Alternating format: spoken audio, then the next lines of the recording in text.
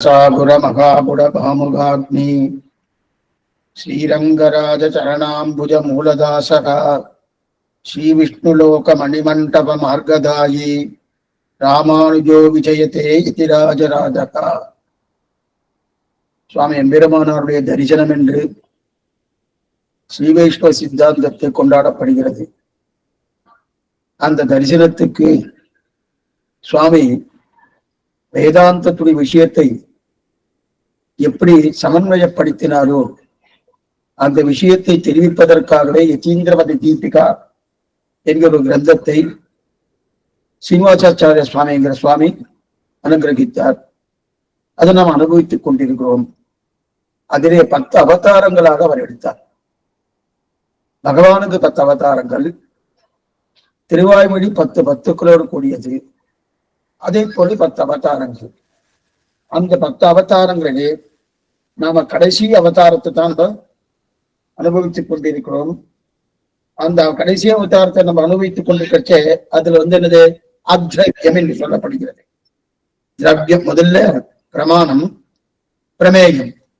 பிரமாணம் 3ஆக பிரித்தார், 3 அவதாரத்தை பிரித்தார். சப்த பிரமாணம், அனுமான பிரமாணம், பிரத்யக்ஷ பிரமாணம் என்று 3. அதற்கு மேற்கொண்டு பிரமேயத்தை 7ஆக பிரித்தார். அந்த பிரமேயத்தையும் 2ஆக பிரித்து திரவியம் என்றும் அத்ரவியம் என்றும் பிரித்து திரவியத்தில் 6 அவதாரங்களையும் அத்ரவியத்தில் 1 அவதாரத்தையும் அனுபவிக்கின்ற நிலையிலே அமைத்துக் கொடுத்தார் ஸ்ரீனிவாசாச்சாரியா சுவாமி. அதை நம்ம கடைசி நிலையில அனுபவித்துக் கொண்டிருக்கிறோம். இன்னும் அநேகமா 2-3 காலக்ஷேபங்கள் தான் இருக்கும். அதுக்கு பிறகு சாத்தமராயிடும். இருப்பினும் இப்ப இதற்கு முன்னாடி ஈஸ்வர பிரகரணம், ஈஸ்வர அவதாரிக்கு நம்ம அனுபவித்தோம். அதுல முதல்ல என்னென்னு பார்த்துட்டு வந்துடும். இன்னைக்கு அந்த அட்டவணை இருந்தா நீங்க ஒரு தடவை பார்த்துட்டு இருக்கோம். பிரமாணம், பிரமாணத்தை 3ஆக பிரித்தால் பிரத்யக்ஷ பிரமாணம், அனுமான பிரமாணம், சப்த பிரமாணம். அதே போல பிரமேயம், பிரமேயத்தை திரவியம் என்றும் அத்ரவியம் என்றும் பிரித்தார். திரவியத்திலே ஜடம் என்றும் அஜடம் என்றும் பிரித்தார். ஆனா ஜடம் எது? ஞானசூன்யமாக இருக்கக்கூடிய தன்மை. பிரகிருதியான 24 தத்துவங்களும் கால தத்துவமும் இது என்ன ஜட பொருட்கள் எடுத்தார். அஜடம் என்று சொல்லக்கூடியதுன்னு பராக்கு அஜடத்தையே எப்படி பராக்கு பிரத்யக்னு 2ஆ பிரித்தார். பராக் என்றும் பிரத்யக் என்றும் என்றார். தானே ஒளி விடுவது, தனக்கு ஒளி விடுவது 2 நிலை உண்டு. அந்த நிலையிலேயே பராக் என்றது நித்திய விபூதியும் தர்மபூத ஞானமும் பராக் சப்தத்திலே சேர்த்தார். பிரத்யக் சப்தத்திலே ஜீவாத்மாவையும் அதே போல ஈஸ்வர தத்துவத்தையும் சேர்த்தார். பிரத்யக் நிலையிலே அதிலே ஜீவாத்மா தத்துவத்தையும் 3ஆக பிரித்து 3 ஜீவாத்மாக்கள், பத்த ஜீவாத்மா, நித்திய ஜீவாத்மா, முக்த ஜீவாத்மான்னு சொல்லி கடைசியில பரமை காந்தி வரைக்கும் அதை கொண்டு வந்து சேர்த்தார். அந்த பரமை காந்திக்குள்ளே திப்த பிரபனன் என்ன, ஆர்த்த பிரபனன் என்ன, அதுவரை நம்ம பார்த்துட்டோம். இது இந்த பிரமேயத்தில் இருக்கக்கூடிய நிலை. அதற்கு மேலே இந்த பிரத்யக்ல 2ஆ பிரிச்சாரணும். ஜீவாத்மா, ஈஸ்வர தத்துவம். அதுல ஈஸ்வர தத்துவத்திலே ஈஸ்வர தத்துவம் 5 நிலையாக பிரித்தார். பரத்துவம் என்ன, வியூகம் என்ன, விபவம் என்ன, அந்தர்யாமித்துவம் என்ன, அர்ச்சை என்ன, அந்த 5ஆக பிரித்தார்.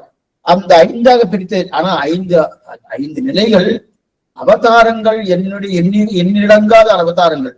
அஜாயமானோ பகுதா விஜாயத்தின் நிறைய அவதாரங்கள் இருக்கட்டும். அப்படி இருக்கச்சதே அது அத்தனையும் நேற்றைய காலச்செப்பிடன் அனுபவிக்கப்பட்டோம்.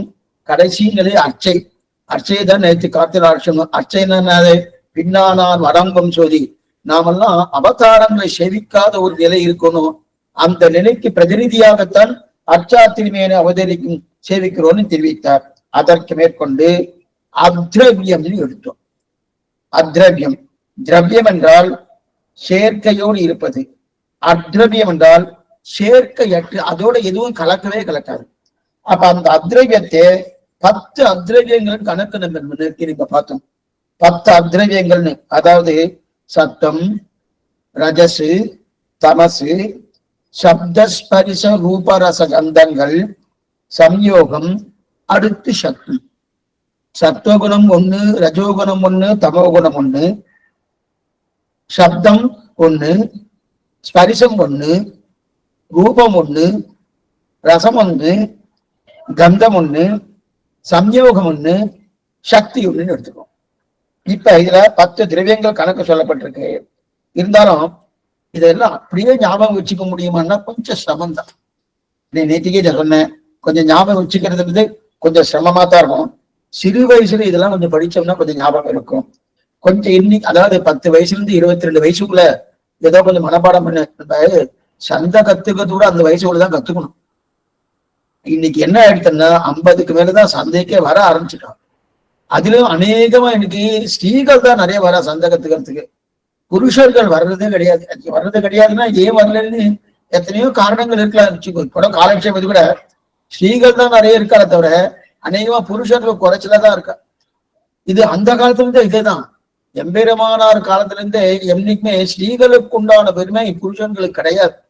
அதான் என்ன, அதனாலதான் நம்ம ஸ்ரீயப்பத்தின்னு சொல்றோம், ஸ்ரீ வைஷ்ணவன்னு சொல்றோம். இருக்கட்டும், அப்படி இருக்கச்சேது அப்ப மனப்பாடம் பண்ணா நல்லா இருக்கும். சரி, திரவியம்னா உபாதானமாக இருப்பது திரவியம். அப்பன்னா மாறுதலுக்கு உட்பட்டது திரவியம். மாறிண்டே இருக்கும். திரவிய பொருட்களை எது எடுத்தாலும் தவிர்தான். அத்ரவியம் மாறுதலுக்கு உட்படாதது அத்ரவியம். அப்ப உபாதானத்துவம் என்றாலே மாறுதலுக்கு உட்படணும். உபாதானம் இது நிமித்த காரணம், உபாதான காரணம், சககாரி காரணம்னு 3 காரணமாக பகவான் இருக்காருன்னு முதல்ல பார்த்தோம். திரிவித காரணம் அப்படின்னா நிமித்தம், உபாதானம், சககாரி. வேர் முதலாய் வித்தாய் பரந்து தனி நின்ற ஆழ்வாரை தெரிவிக்கிறாங்க. 3 முதல் தான் அப்படின்னு கட்சியது. அதுல உபாதானம் மாறுதலும். அப்ப மண் உபாதானம். இப்ப நிமித்தம்னா ஒரு பானை பண்ணணும்னு வச்சுக்கோ. அந்த பானை பண்றதுக்கு நிமித்தம்னா கொய வந்தா நிமித்த காரணம். அந்த பானை பண்றதுக்கு தண்டு, தறி, சக்கரம் இதெல்லாம் வேணும்னா அதுக்கெல்லாம் சககாரின்னு பேரு. இன்ஸ்ட்ருமெண்ட்ஸ், அந்த இன்ஸ்ட்ருமெண்ட்ஸ் எல்லாம் சககாரின்னு பேரு. உபாதானம்னா மண்ணு மாறினாத்தான் குணமாகும். அப்ப உபாதானம்னு சொன்னாலே மாறணுமோனோ. அப்ப மாறுதலுக்கு உட்பட்ட உபாதானம். அந்த மாறுதலுக்கு உட்பட்டக்கூடிய நிலையெல்லாம் திரவியங்கள்னு பேர். இதை கொஞ்சம் என்ன சொல்லலாம். திரவியம் அத்ரவியம்னா என்னது? அத்ரவியம்னா மாறுதலுக்கு உட்படாது, மாறவே மாறாது. அப்பனா சேரவே சேராது. ஒண்ணுத்துக்கு ஒண்ணு சேரும்னா சேராது. ஒரு அத்ரவியமும் இன்னொரு அத்ரவியமும் சேருமானா சேராது. ஆனா திரவியத்தில அத்ரவியம் சேரும். கொஞ்சம் நல்லா புரிஞ்சுக்கோ. திரவியத்திலே அத்ரவியம் சேரும். ஆனா ஒரு அத்ரவியமும் இன்னொரு அத்ரவியமும் சேருமானா சேராது. ஆனா அதே நேரத்துல திரவியமும் இன்னொரு திரவியமும் சேரும். திரவியமும் இன்னொரு திரவியமும் சேரும். திரவியத்திலே அத்ரவியம் சேரும். அதே அத்ரவியமும் இன்னொரு அத்ரவியம் சேரும்னா சேராதுன்றது. இப்ப வெவ்வேறு நிலைக்கு இருப்பிடமாக இருப்பதான் திரவியம்னு பேரு. என்ன நிலை? முதல்ல மண்ணா இருந்தது மடக்கா எடுத்து, மடக்கா இருந்தது குடமாயிடுத்து. குடமானோட மறுபடியும் இதை உடைச்சேன், மறுபடியும் மடக்கா எடுத்து இன்னும் உடைச்சேன், சூர்ணமாயிடுத்தோம். அப்ப வெவ்வேறு நிலைகள் மாறுறதும் மண்ணானது ஒவ்வொரு நிலையில் மாறுறபடியாலே அதற்கு திரவியம்னு பேரு. அதுக்கு என்ன பேரு? திரவியம்னு பேரு. இது இத்தனை ஸ்கிம் சேர்க்கை வந்தாகணும். மண் குடமாறுது என்றாலே மண்ணும் சேரணும். மண்ணும் சேர்ந்தாதான் குடமாறுதுன்னு அர்த்தம். அப்படி இல்லையா? அப்ப 2 மண்ணும் சேரலன்னா மேற்கொண்டு குடம் ஆகுமான ஆகாது. சுவாமி, இந்த மண்ணும் அந்த மண்ணும் சேர்ந்தாதான குடம். அப்ப 2 மண்ணும் சேர்ந்தாதான் குடம் ஆகணும். குடம். அதே போல சத்துவகுணம் என்ன, ரஜோகுணம் என்ன, தனோகுணம் என்ன, இந்த 3 சேருமானா சேரா. 3 சேராத ஒண்ணு கிடையாது. இல்லையே சுவாமி, முக்குணங்கள் என்று மிஸ்ர சத்துவம்னு சொல்றோமே. முக்குணக்கு வசப்பட்டவன் அப்படின்னு சொல்றோமே. முக்குணத்துக்கு வசப்பட்டவன் சொல்றோமோ? ஏன்னா நம்ம உடம்பு இருக்கிற நம்ம சரீரம் இருக்கணும். சத்துவகுணம் என்ன, ரஜோகுணம் என்ன, தமோகுணம் என்ன, இதனால ஆக்கப்பட்டதுன்னு சொல்றோமோ? அப்ப சொல்லும்படிச்சு அப்ப முக்குணத்துல சேரலன்னா முக்குணத்தால் ஆக்கப்பட்டதே இந்த சரீரம் அப்படின்னு சொல்றேன்னா, அப்ப முக்குணம் சேரலையான்னா சேராதென்றே. எப்படின்னா என்ன, இந்த முக்குணம் ஒன்னா சேருமனா, ரஜோகுணமோ தமோகுணமோ சத்துவகுணமோ 3 ஒண்ணுக்கு ஒண்ணு சேருமனா சேராது. ஆனா சரீரம் முக்குணத்துக்கு வசப்பட்டதுன்னு சொல்றமே சுவாமி. அப்ப முக்குணம் சேர்ந்து இருக்கேன்னா முக்குணம் சேராது. சேர்ந்து இருக்குன்னு சொல்றாளே சுவாமி, சொல்றேன்னா பரவாயில்ல, சேர்ந்து இருக்குன்னு சேராது. இருப்பினும் இந்த 3 குணத்தையும் நம்முடைய உடம்புல எதற்காக சமானமாக படிக்கிறோம்? முக்குணத்துக்கு வசப்பட்டது இந்த சரீரம். எதற்காக சமானமா படிக்கிறோம்னா சாமானாதிகரண்யத்தாலே சமானமாக படிக்கிறோம். சாமானாதிகரண்யன்னு பேரு. சாமானாதிகரண்யம் பின்ன பிரவிற்த்தி நிமித்தானாம் சப்தானாம் ஏகஸ்மின் அர்த்தே விற்த்திக்கு சாமானாதி. இது ஒரு ஃபார்முலா ஸ்ரீபாஷ்யத்தை சுவாமி எம்பிரமணா எடுத்திருக்கார். பின்ன பிரவிற்த்தி நிமித்தானாம் சப்தானாம் ஏகஸ்மின் அர்த்தே விற்த்திக்கு சாமானாதிகரண்யம் சொல்லிருக்கார். அப்ப ஒரே பொருளை அதுக்கு வெவ்வேறு விசேஷங்கள் சேர்ந்து ஒரு விசேஷத்தை சொன்னால் அதற்கு சாமானாதிகரண்யன்னு பேர். அந்த சாமானாதிகரண்யத்தாலே அந்த மாதிரி நம்ம சமானமா படிக்கிறோம். முக்குணத்தோடு சேர்ந்தது இந்த சரீரம் அப்படின்னா சத்துவகுணம் என்ன கேளுங்க. சத்துவகுணம் என்னுடைய உடம்புல இருக்கு, என் உடம்புல இருக்கு. இந்த இடத்தில் சத்துவகுணம் இருக்கு, அதே இடத்தில் கூடவே ரஜோகுணம் இருக்கு, அதே இடத்தில் கூடவே தமோகுணம் இருக்கு. அப்ப இந்த முக்குணங்களுக்கு திரவியமான சரீரத்தோடு சேருமே தவிர ஒன்றுக்கொன்று சேரவே சேராது. இந்த சரீரம் திரவியம், முக்குணங்கள் அத்ரவியம். இந்த சரீரத்துல அத்ரவியமாக இருக்கக்கூடிய எது? சத்துவகுணம் என்ன, ரஜோகுணம் என்ன, தமோகுணம் என்ன, இது 3மே சேர்றது. கொஞ்சம் சிரமமா தான் இருக்க. முன்னாடியே நேத்திக்கே கொஞ்சம் சொல்லிட்டேன். சில விஷயங்கள்லாம் நம்ம வேதாந்த விசாரணை வந்துட்டாலே கொஞ்சம் நம்ம மூளையை கொஞ்சம் கசிக்கண்டிதான், வேற வழி கிடையாது. ஏன்னா சாமான்யமா இது எங்கேயோ இந்த கதாபாகம்னா அது அடிச்சுட்டு போயிடலாம். அந்த மாதிரி இல்லை, ஒண்ணுமில்லை.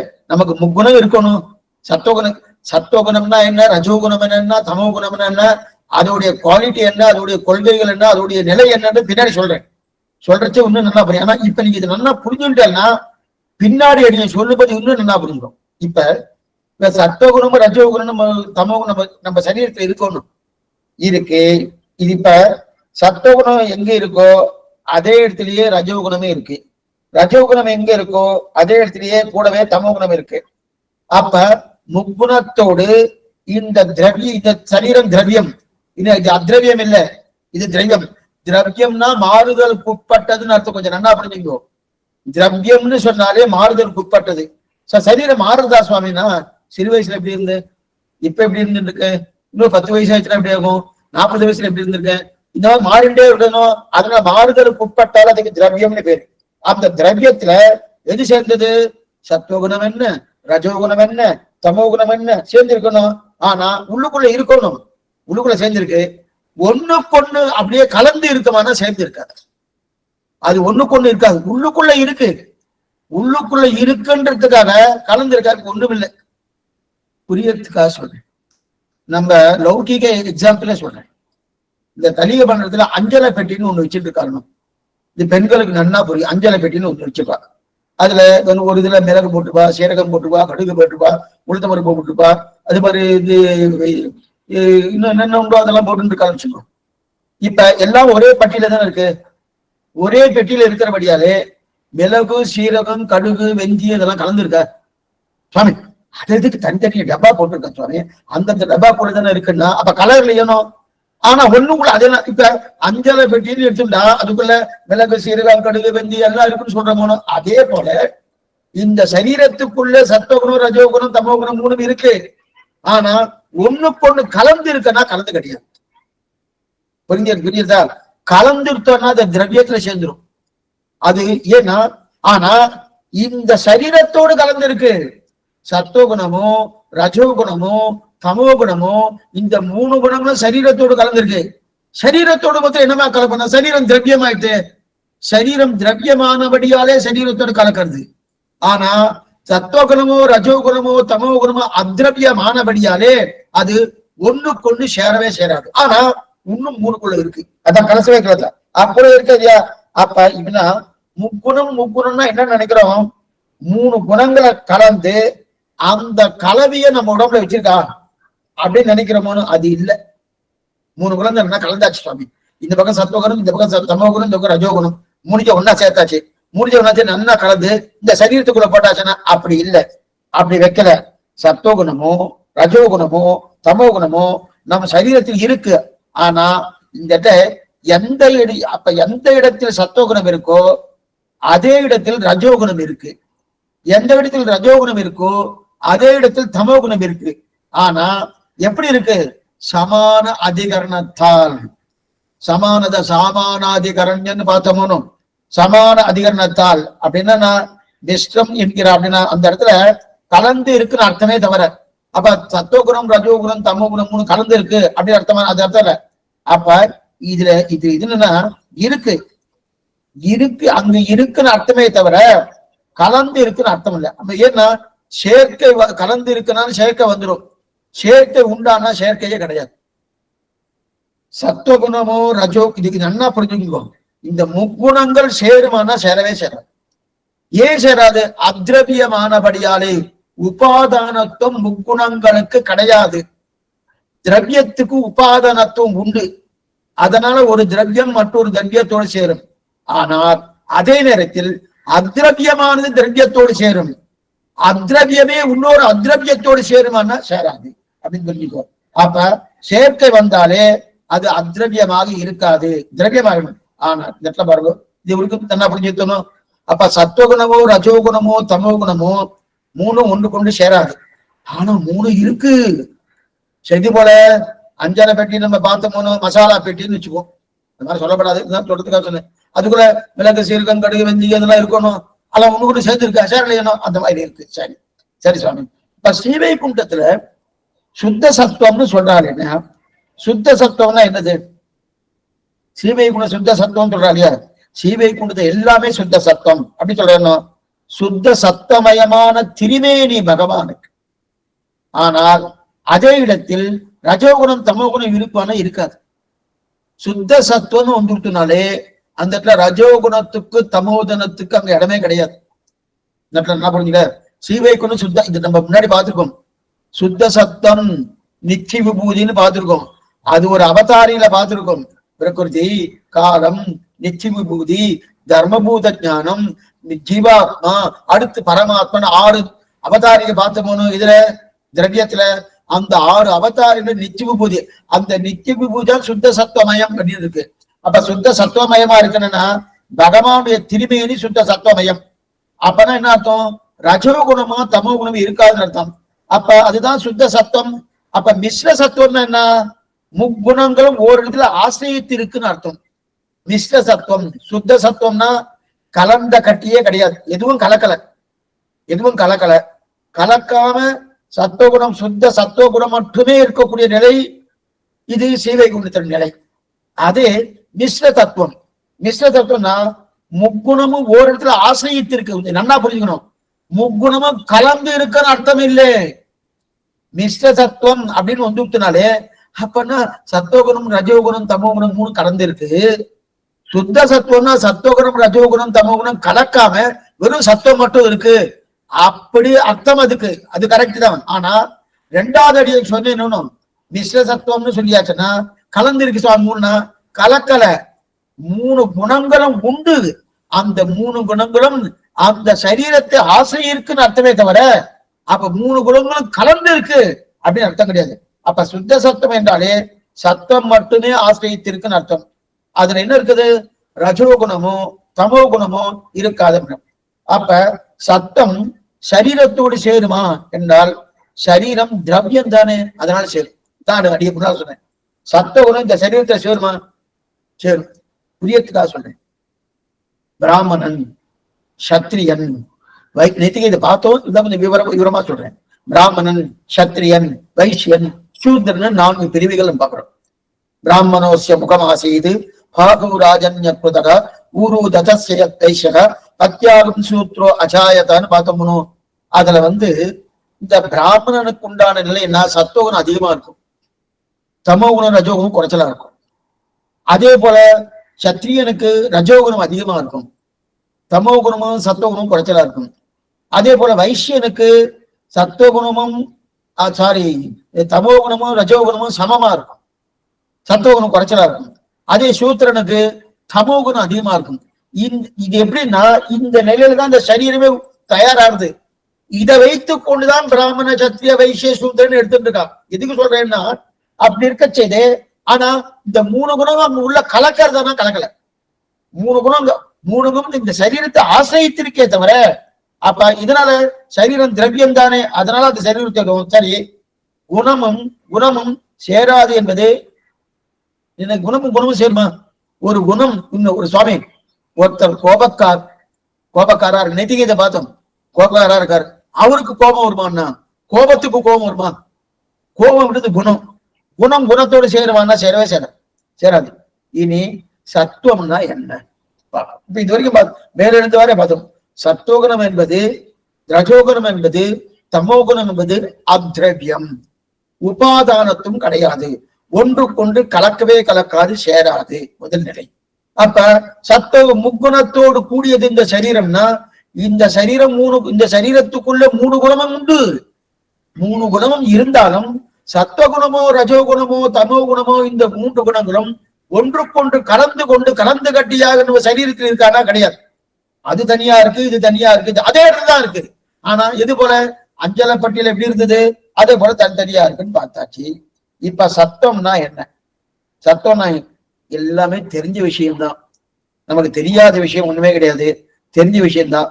ஏன்னா முதல்ல உடல் தூய்மை, உள்ள தூய்மை, ஆத்மா தூய்மைன்னு ஒரு காலட்சேபம் நம்ம பார்த்திருக்கோம். கிட்டத்தட்ட ஒரு 8-9 காலட்சேபம் ஆயிருக்கு. அதுல ஓரளவுக்கு இதெல்லாம் பார்த்திருக்கோம். பார்த்தபடியால அதெல்லாம் கொஞ்சம் ஞாபகம் இருந்ததுன்னா, இல்ல நல்லா கேட்டுதானே அடைய சொல்றதெல்லாம் நல்லா ஞாபகம். சத்தம்னா என்ன? என்ன நாம இதெல்லாம் பழகின விஷயத்தை தான் சொல்ல போறார். சுகம், உண்மை அறிவு, லகுவாக இருப்பது, இது எல்லாவற்றுக்கும் காரணமாகும் இந்திரியங்கள் தோற்றதாகும் இருப்பதால் சக்தியை காட்டு வேறுபட்டதாக இருப்பது சத்துவம். எக்ஸலண்டா எடுத்திருக்காரு. சத்துவத்துக்கு அதுக்குண்டான ஒரு டெபினிஷன் சொல்றாரு. என்னன்னா, சுகம், உண்மை அறிவு, லகுவாக இருப்பது.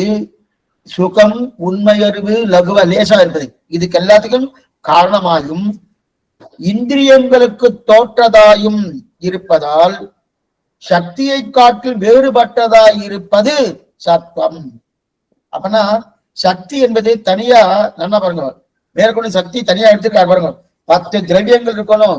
சத்துவகுணம் என்ன, ரஜோகுணம் என்ன, தமோகுணம் என்ன, சப்த ஸ்பரிச ரூபரச கந்தங்கள் என்ன, சம்யோகம் என்ன, கடைசியா இருக்குது சக்தி. அந்த சக்தியை தான் 10ஆவதாக பிரிச்சார். இதுல அத்ரவியத்துல. இப்ப சக்தின்னா என்னது? நெருப்பு எரியதுணும், அதுதான் சக்தி. அந்த எரியக்கூடிய சக்தி, நெருப்புக்கு எரிக்கிற சக்தி இருக்கு, அதுதான் சக்தி. அது 10ஆவது சொல்ல போறார். 10ஆவது வரைச்சு அதை பார்ப்போம். இப்ப முதல்து என்னது? சத்தம். அதை பார்க்கணும். ஆனா இப்ப சொல்றது சத்தம் என்பது 3ற்கும் காரணமாயிருப்பது. ஏன்னா 3ற்கும் காரணமாயிருப்பது என்னன்னா, சத்துவகுணம் வளர வளரத்தான் உண்மை அறிவே ஏற்படும். உங்களுக்கு சத்துவகுணம் வந்தபடியால்தான் காலட்சேபத்தை வந்திருக்கு. அப்ப வராதவெல்லாம் சத்துவகுணம் வரலன்னு அர்த்தமா சுவாமி? தெரியாதவாறு இருப்பாரணும். தெரிஞ்சவ மட்டும் இருக்கணும்ன்ற அவசியம் இல்லையே, தெரியாதவாறு இருப்பாரணும். அது மட்டும் இல்ல, சத்துவகுணம் குறைஞ்சாலும் வராம இருக்கலாம். சத்துவகுணம் இருக்கிறதுனால காட்சி வந்திருக்கணும். அப்ப சத்துவகுணம் வளர வளர உண்மைக்குண்டான அறிவு நன்னா ஏற்படும். அது மட்டும் இல்ல, ஆனந்தமா இருப்பார். சுகப்படுகிறார் என்றாலே நல்லா சுகமா இருக்கார் சுவாமி, ஆனந்தமா இருக்கார் சுவாமின்னா சத்துவகுணம் நிறைய இருக்குன்னு அர்த்தம். சுகமா இருக்கார் சுவாமி, ஆனந்தமா இருக்கார் சுவாமி அப்படின்னா, இப்ப அடிய சுகமா இருக்கார் ஆனந்தமா இருக்காருன்னா சாஸ்திர சம்மதத்தோடு சுகமா இருக்கார் ஆனந்தமா இருக்காருன்னு அர்த்தம். ஏதோ உடல் இன்பத்தை அனுபவித்துக் கொண்டு சுகமா இருக்கார் ஆனந்தமா இருக்கார் சொன்னா அப்ப சத்துவகுணம் நிறைய இருக்குன்னு அர்த்தமே இல்லை. கொஞ்சம் நல்லா புரிஞ்சுக்கணும். சுகம் எந்த வார்த்தை சொன்னாலும் அது சாஸ்திர சம்மதமா இருக்கணும். சாஸ்திர சம்மதமா இருந்தாத்தான் அதெல்லாம் ஒத்து போகும். தவிர சாஸ்திர சம்மதம் இல்லை சுவாமி, என்னுடைய விருப்பப்படி நான் இருந்தேன்னா அது ஒத்து போகாது. ஆனா சாஸ்திர சம்மதமா இருக்கக்கூடிய ஒரு நிலை வந்துட்டுன்னா அப்ப சுகமா இருக்காருன்னு சொன்னாரு என்ன அர்த்தம்? அது சத்துவகுணம் நிறைய இருக்குன்னு அர்த்தம். இந்த சுவாமி ரொம்ப வருத்தப்படுறார். இந்த சுவாமி கொஞ்சம் கவலைப்பட்டு இருக்கார். பயமா இருக்கு சுவாமி, வருத்தமா இருக்கு. அது மட்டும் இல்ல, கவலையா இருக்குன்னா அப்ப சத்துவகுணம் குறைஞ்சிருக்குன்னு அர்த்தம். சத்துவகுணம் குறைஞ்சிருக்குன்னு அர்த்தம்.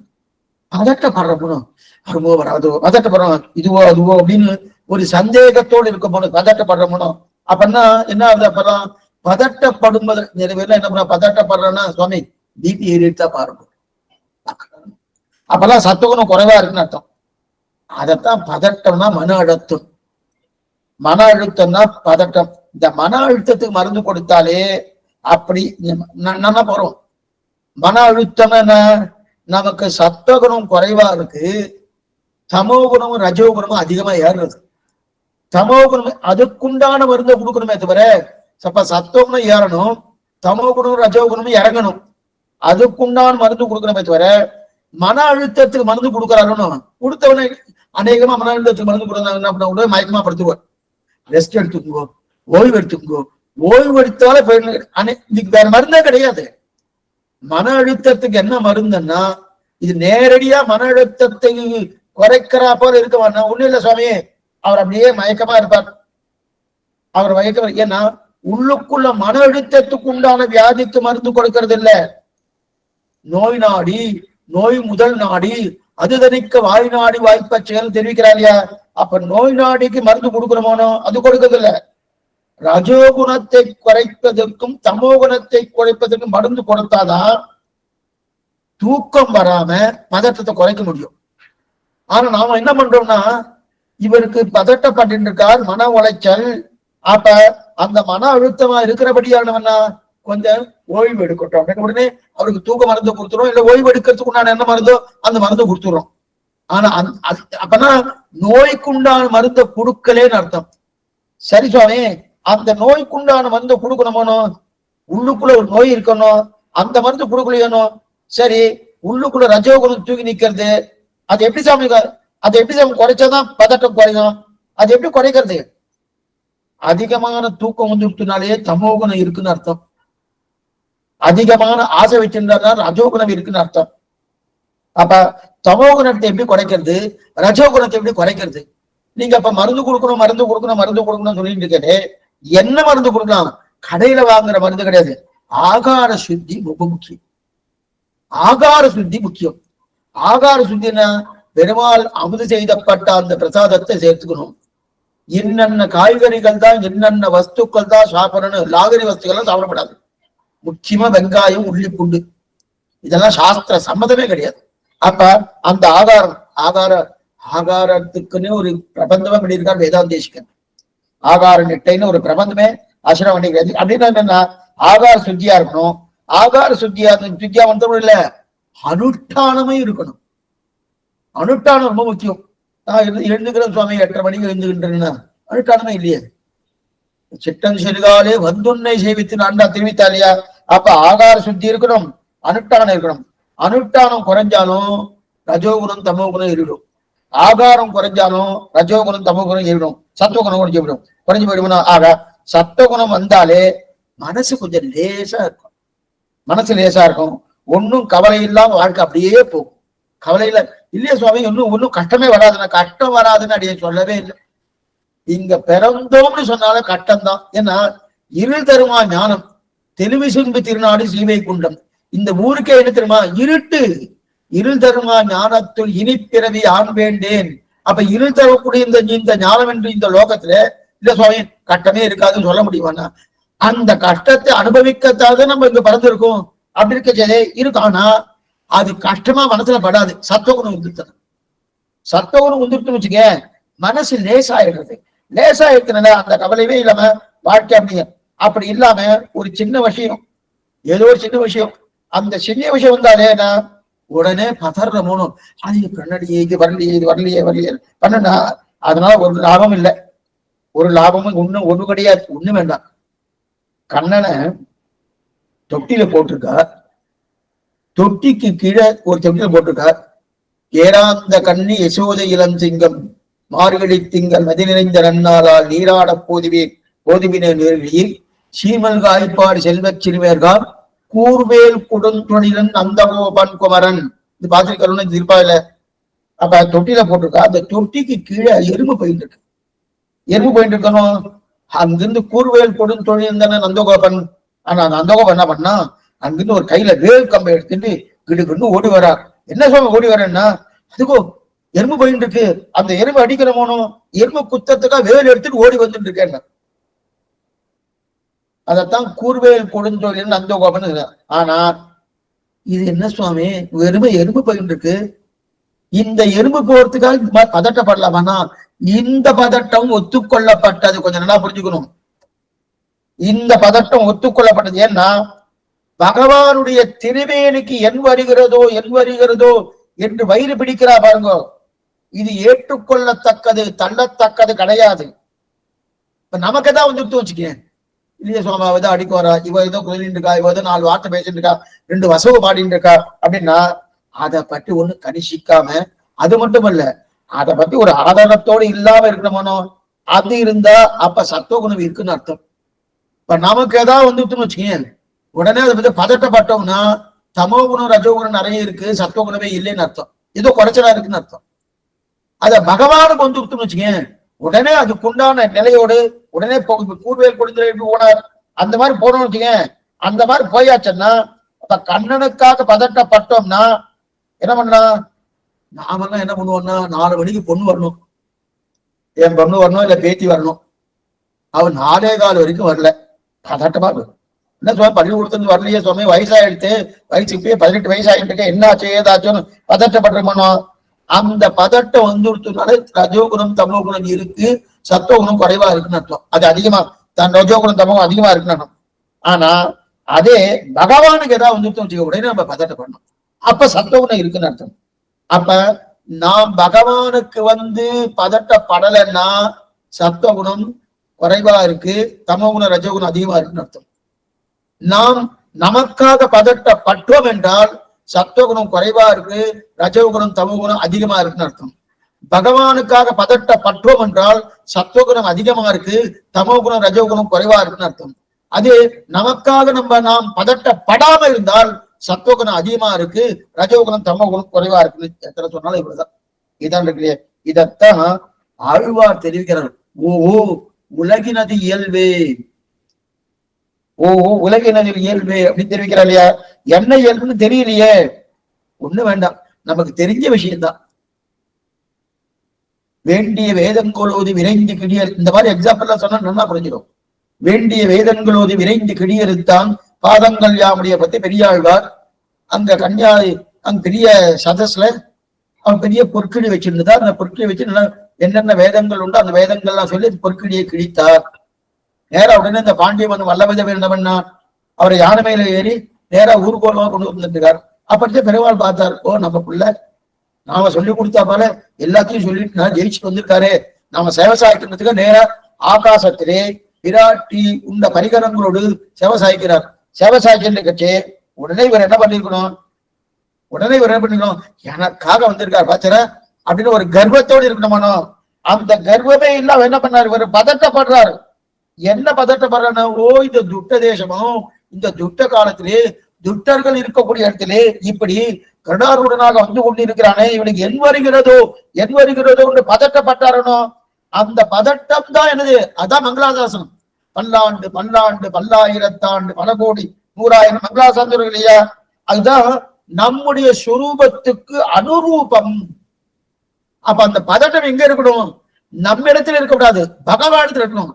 பகவானை பார்த்து பகவானுக்கு என் வருகிறதோ பதட்டப்படுற போனோம், அதுதான் சுரூபத்துக்கு அனுரூபம். அதைத்தான் பெரியாழ்வார் பண்ணார். அப்பன்னா என்ன இருக்கும், சத்துவகுணம் பூர்த்தியா இருக்குன்னு அர்த்தம். அப்ப தமோகுணம் ரஜோகுணம் இல்லைன்னு அர்த்தம். அதுனா அப்ப அவனை பார்த்தா என் வருகிறதோ என்று வயிறு பிடிக்கணும். இவன் தான் ஆத்ம குணத்திலே சத்துவகுணத்திலே வளர்ந்தவன் அர்த்தம். அவனை பகவானை பார்த்தவனே அவன் என்ன வருதோ இல்ல, முதலியாண்டான் முதலியான முதலிகள் முதலியாண்டான் எம்பாரிவாலாம் என்ன பண்ணுவானா, பெருமாள் நம்பெருமாள் புறப்பாடு போய் கண்டர்ல போயிட்டு திரும்பகால் வந்து சேர்ந்தாச்சுன்னா துவஜஸ்தம்பத்து வாசல்ல இதெல்லாம் அணிய ஸ்ரீரங்கத்துல துவஜஸ்தம்பத்து வாசல ஒருத்தர் கொஞ்சம் கட்டிண்டு கூத்தாடுவாராம். என்ன சுவாமி இவெல்லாம் பெரிய மகான்களாச்சு, இவெல்லாம் பண்ணுவாரனா, பெருமாள் எந்த விதமான ஆபத்து இல்லாம திரும்பி வந்து சேர்ந்துட்டாரு, திரும்பி வந்துட்டாரு, அந்த பதட்டம் இருக்கணும். அப்பனா அவருக்கு சத்துவகுணம் நிறைய இருக்குன்னு அர்த்தம். இது சொல்ல வந்த அப்ப இதைத்தான் தெரிவிக்கிறார். ஆனா மங்களாசாசனம் பண்ணாரோனோ, அந்த மங்களாசாசனம் பண்ணா அப்ப அப்படிப்பட்ட சத்துவகுணத்தால் தான் இதெல்லாம் வந்தவன். சரி, அவனை பார்த்தா என்வரதும் வயிறு பிடிக்கணும், இவன் தான் சத்துவகுணத்தால் வாழ்ந்தவன் தெரிவிக்கிறான். சரி, சத்துவகுணத்தை நம்முடைய கைகளாலோ கால்களாலோ கண்களாலோ வாயாலோ இந்திரியங்களாலோ பிடிக்க முடியுமான பிடிக்க முடியாது. சத்துவகுணம் நம்ம கண்ணுக்கு தெரியுமா? தெரியாது. சத்துவகுணத்தை நம்மளால பிடிக்க முடியுமா? பிடிக்க முடியாது. கண் காது மூக்கு முதலான காதெல்லாம் சத்தம் தொட்டு காட்டுமானா தொட்டு காட்டவே காட்டாது. அப்பன்னா சுவைத்து தெரிஞ்சு கொள்ள முடியுமா? முடியாது. முகர்ந்து தெரிஞ்சு கொள்ள முடியுமா? முகர்ந்தா மூக்கால முகர்ந்து முகர்ந்து சொல்லி முடியுமா? முடியல. சத்துவகுணம் எதிரும் முடியாது. சுவைத்தோ முகர்ந்தோ தொட்டோ கண்ணால பார்த்தோ காதால கேட்டோ மூக்கால முகர்ந்தோ எத்தையும் பண்ண முடியாது. அப்பனா சத்துவகுணம் நம்மளால பார்க்க முடியுமா? பார்க்க முடியாது. சரி, அப்ப சத்துவகுணம் எப்படி இருக்கும் சுவாமி? சத்துவகுணம் 2 வகை. சத்துவகுணம் 2 வகை. சுத்த சத்துவம், மிஸ்ர சத்துவம். சுத்த சத்துவம், மிஸ்ர சத்துவம். சுத்த சத்துவம்னா என்னது? ரஜோகுணம் என்ன, தமோகுணம் என்ன, இந்த 2மே கலசாதது சுத்த சத்துவம். சுவாமி நீங்க ஏற்கனவே கலக்காதுன்னு சொல்லி இருக்கேல சுவாமி, இப்ப மறுபடியும் கலக்காதுன்னு சொல்லிட்டு இருக்கிறேன்னா அதே இடத்திலே இந்த சுத்த ரஜோகுணமும் தமோகுணம் இருக்கலாம் சொல்லியிருக்கணும். நம்ம சரீரத்துக்குள்ளேயே ரஜோகுணம் தமோகுணம் 3 சேர்ந்து இருக்கணும். சேர்ந்து இருக்குன்னா கலந்து இல்ல, 3 இருக்கணும். ஆனா சுத்த சத்துவம்னா அதுல ரஜோகுணமா தமோகுணமா இருக்காது, வெறும் சத்துவகுணம் மட்டுமே இருக்கும். அப்ப அந்த ரஜோகுணம் தமோகுணம் கலசாததுதான் சுத்த சத்துவம்னா. மிஸ்ர சத்துவம்னா என்னது? ரஜோகுணமும் தமோகுணமும் கலந்தது அதுதான் இந்த சுத்த சத்துவத்தை பார்க்கலாம். நித்திய விபூதி இதன் முன்னாடியே நம்ம பார்த்திருக்கோம். நித்திய விபூதியில சுத்த சத்துவத்தை பார்க்கலாம். பகவானை பத்தி சொல்லும் போது சுத்த சத்துவமயமான ஈஸ்வரன் சொல்றோம். கொஞ்சம் ஜாகிரதையா இருந்து நீங்க கேட்டுங்கோ. சுத்த சத்துவமயமான ஈஸ்வரன் சொல்றோம். இதுல நித்திய விபூதி தான் சுத்த சத்துவமயம். நல்லா படிச்சுங்கோ. நித்திய விபூதி தான் சுத்த சத்துவமயம். அப்ப ஏன் சுவாமி பகவான சுத்த சத்துவமயம்னு சொல்றோம்? நல்லா படிச்சுக்கோ. ஏன்னா பகவானுக்கு சுத்த சத்துவமயமா கிடையாது. முக்குணத்துக்கும் அப்பாற்பட்டவன் பகவான். நல்லா படிச்சுக்கோ. பகவான் முக்குணத்துக்கும் அப்பாற்பட்டவன். ஆத்மாவும் முக்குணத்துக்கும் அப்பாற்பட்டது. ஆத்மாவே நம்முடைய ஆத்மா ஜீவாத்மா. ஜீவாத்மாவே முக்குணத்துக்கு அப்பா, சத்துவகுணமோ ரஜோகுணமோ தனோகுணமோ இந்த 3 குணங்களுக்கு அப்பாற்பட்ட ஜீவாத்மா. அப்ப பகவான் முக்குணத்துக்கு அப்பாற்பட்டு சொல்லமான தெரியலையே, அப்பாற்பட்டு தெரியாது. ஆனா பகவான சுத்த சத்துவம்னு சொல்றோம். சுத்த சத்துவம் சொல்றோமோ எதுக்காக சாமி சுத்த சொல்றோம்? ஆனா பெருமாள் சொரூபத்தாலே என்ன பாருங்க, முக்குணத்துக்கு அப்பாற்பட்டவன். முக்குணத்துக்கு பெருமாளுடைய சுரூபமே சுத்த சத்துவம் கிடையாது. நீங்க முன்னாடி சொன்னீங்களே சுவாமி, இப்பயும் சொல்றேன். சுத்த சத்துவம்னு சொல்லிட்டு இருக்கேன். ஆனா இப்ப கிடையாதுன்னு சொல்லிட்டு இருக்கேன். எப்படி சுத்த சத்துவம் எப்படி கிடையாதுன்னு சொல்ற பாருங்க. இப்ப பெருமாள் சுத்த சத்துவம்னா கிடையாது. ஆனா பகவான சுத்த சத்துவம்னு சொல்றதே சுவாமினா உபச்சாரத்துக்காக சொல்றோம். உபச்சாரத்துக்காக சொல்லிட்டு இருக்கோம். இப்ப உபச்சாரத்துக்காக சில வார்த்தைகளா சொல்றதுமா, நாரத பகவான் சொல்ற 3, வியாச பகவான் சொல்ற 3 பகவானா? அதெல்லாம் ஒண்ணும் கிடையாது. வியாசர் என்ன ஆவேச அவதாரம் பேரு. நாரதரும் ஜீவாத்மா தான், வியாசரும் ஜீவாத்மா தான். வால்மீகி பகவான் அப்படி சொல்ற 3. வால்மீகி பகவான் இல்லையே. 24,000 ஸ்லோகங்கள் ராமாயணம் பண்ண முடியல. அவர் வால்மீகி பகவான் கிடையாது. அப்படி இருக்க செய்த வரையும் பகவான சொல்றோம். அந்த பகவானிடத்துல எத்தனையோ குணங்கள் உண்டு. அந்த குணங்கள்ல ஏதோ 1-2 குணங்கள் இவாளுக்கு இருக்கு. ஏதோ 1-2 குணங்கள் இவாட்ட. ஒரு குணம் வச்சுக்கலாம், 2 கூட வேண்டாம். நாரத பகவான்கிட்டயோ வியாச பகவான்கிட்டயோ இப்ப எத்தனை வேணா வச்சுக்கலாம், யாரெல்லாம் பகவான் சொல்றோமோ. அதே போல வால்மீகி பகவான்கிட்டயோ பகவான்கிட்ட இருக்கக்கூடிய குணங்கள் 1 இவாட்ட இருக்கு. அதனால ஔபச்சாரிகம்னு பேர். ஔபச்சாரிகம் உபச்சாரம்னு பேர். உபச்சாரத்துக்காக நம்ம என்ன சொல்றோம்? நாரத பகவான், வால்மீகி பகவான், அதே போல வியாச பகவான் சொல்றோம். அதே போல பகவானுக்கு அவருக்கு சுத்த சத்துவம்னா கிடையாது. சுத்த சத்துவம்னு ஏன் சொல்றோம்னா உபச்சாரத்துக்காக ஔபச்சாரத்துக்காக சொல்லிட்டு இருக்க தவிர உண்மையில ஒரு சுத்த சத்துவம் கிடையாது. மிஸ்ர சத்துவம் இந்த சுத்த சத்துவம் பகவானுக்கு உண்டானா கிடையாது. அப்ப சுத்த சத்துவம் ஸ்ரீவைகுண்டம், நித்திய விபூதி சுத்த சத்துவம். பகவான் சுத்த சத்துவம்னா கிடையாது. ஆனா சுத்த சத்துவமயமான திருமேனி, சுத்த சத்துவமயமான திருமேனி பகவான் சொல்றோம். அது எதுக்காக? உபச்சாரத்துக்காக சொல்லிட்டு இருக்கோம். ஆனா அது இல்லைன்னு சொல்லல. இப்ப நிறைய பேர் அந்த சுத்த சத்துவமயமான திருமேனி அப்படின்னு சொல்லிட்டு இருக்காருனோ, அது உபச்சாரத்துக்காக சொல்லிட்டு இருக்காரு. சரி, இப்ப சரி, இப்ப மிஸ்ர சத்துவம் என்பது நம் சரீரத்திலும் பிரகிருத்திலும் பார்க்கலாம். மிஸ்ர சத்துவம் என்னது? சத்துவகுணம் என்ன, ரஜோகுணம் என்ன, தமோ குணம் என்ன, 3 குணம் நம்ம சரீரத்தை பார்க்கலாம். பார்க்கலாம்னா நீங்க சுவாமி தென்னாங்க கண்ணால பார்க்க முடியாது, காதால கேட்க முடியாது, தொட்டு பார்க்க முடியாது சொன்னா புரியத்துக்காக பார்க்கலன்னா அங்கதான் தெரியும். அவ்வளவுதான் அர்த்தமா தவிர இப்ப நிச்சு பிரகிருதியில பாக்குறேன்னா எங்க இருக்கு சுவாமி? பிரகிருதி பார்த்துட்டே இருக்கேன், தெரியாதானா? பார்க்கலாம். அதே போல ஜீவாத்மா திரிகுணமயன் என்கிறாருன்னா ஜீவாத்மாவுக்கு முக்குணம் உண்டானா கிடையாது. அதான் முன்னாடியே சொன்னேன். ஜீவாத்மாவுக்கு முக்குணம் உண்டானா கிடையாது. திரிகுணமயன் இது ஒரு பேர் ஜீவாத்மாவுக்கு. திரிகுணமயன் அப்படின்னா 3 குணங்களுக்கு சேர்ந்திருப்ப முக்குணம் அப்படின்னா. ஆனா பரமாத்மாவை சுத்த சத்துவமயம்னு ஏன் சொன்னோம்னா அவர் திருமேனிக்கு அந்த குணம் இருப்பதனால், மேலும் அது வளர்ந்து விரிவதனால் அப்படி. ஆனா பரமாத்மா சுத்த சத்துவமயன் அல்ல. அந்த திருமேனிக்கு அந்த குணம் இருப்பதினால், அந்த சுத்த சத்துவமயமான ஒரு குணம் இருக்கிறதுனால அவன் சொல்லிட்டு இருப்பதை தவிர, ஆனா முக்குணத்துக்கு அப்பாற்பட்டவன் பகவான்.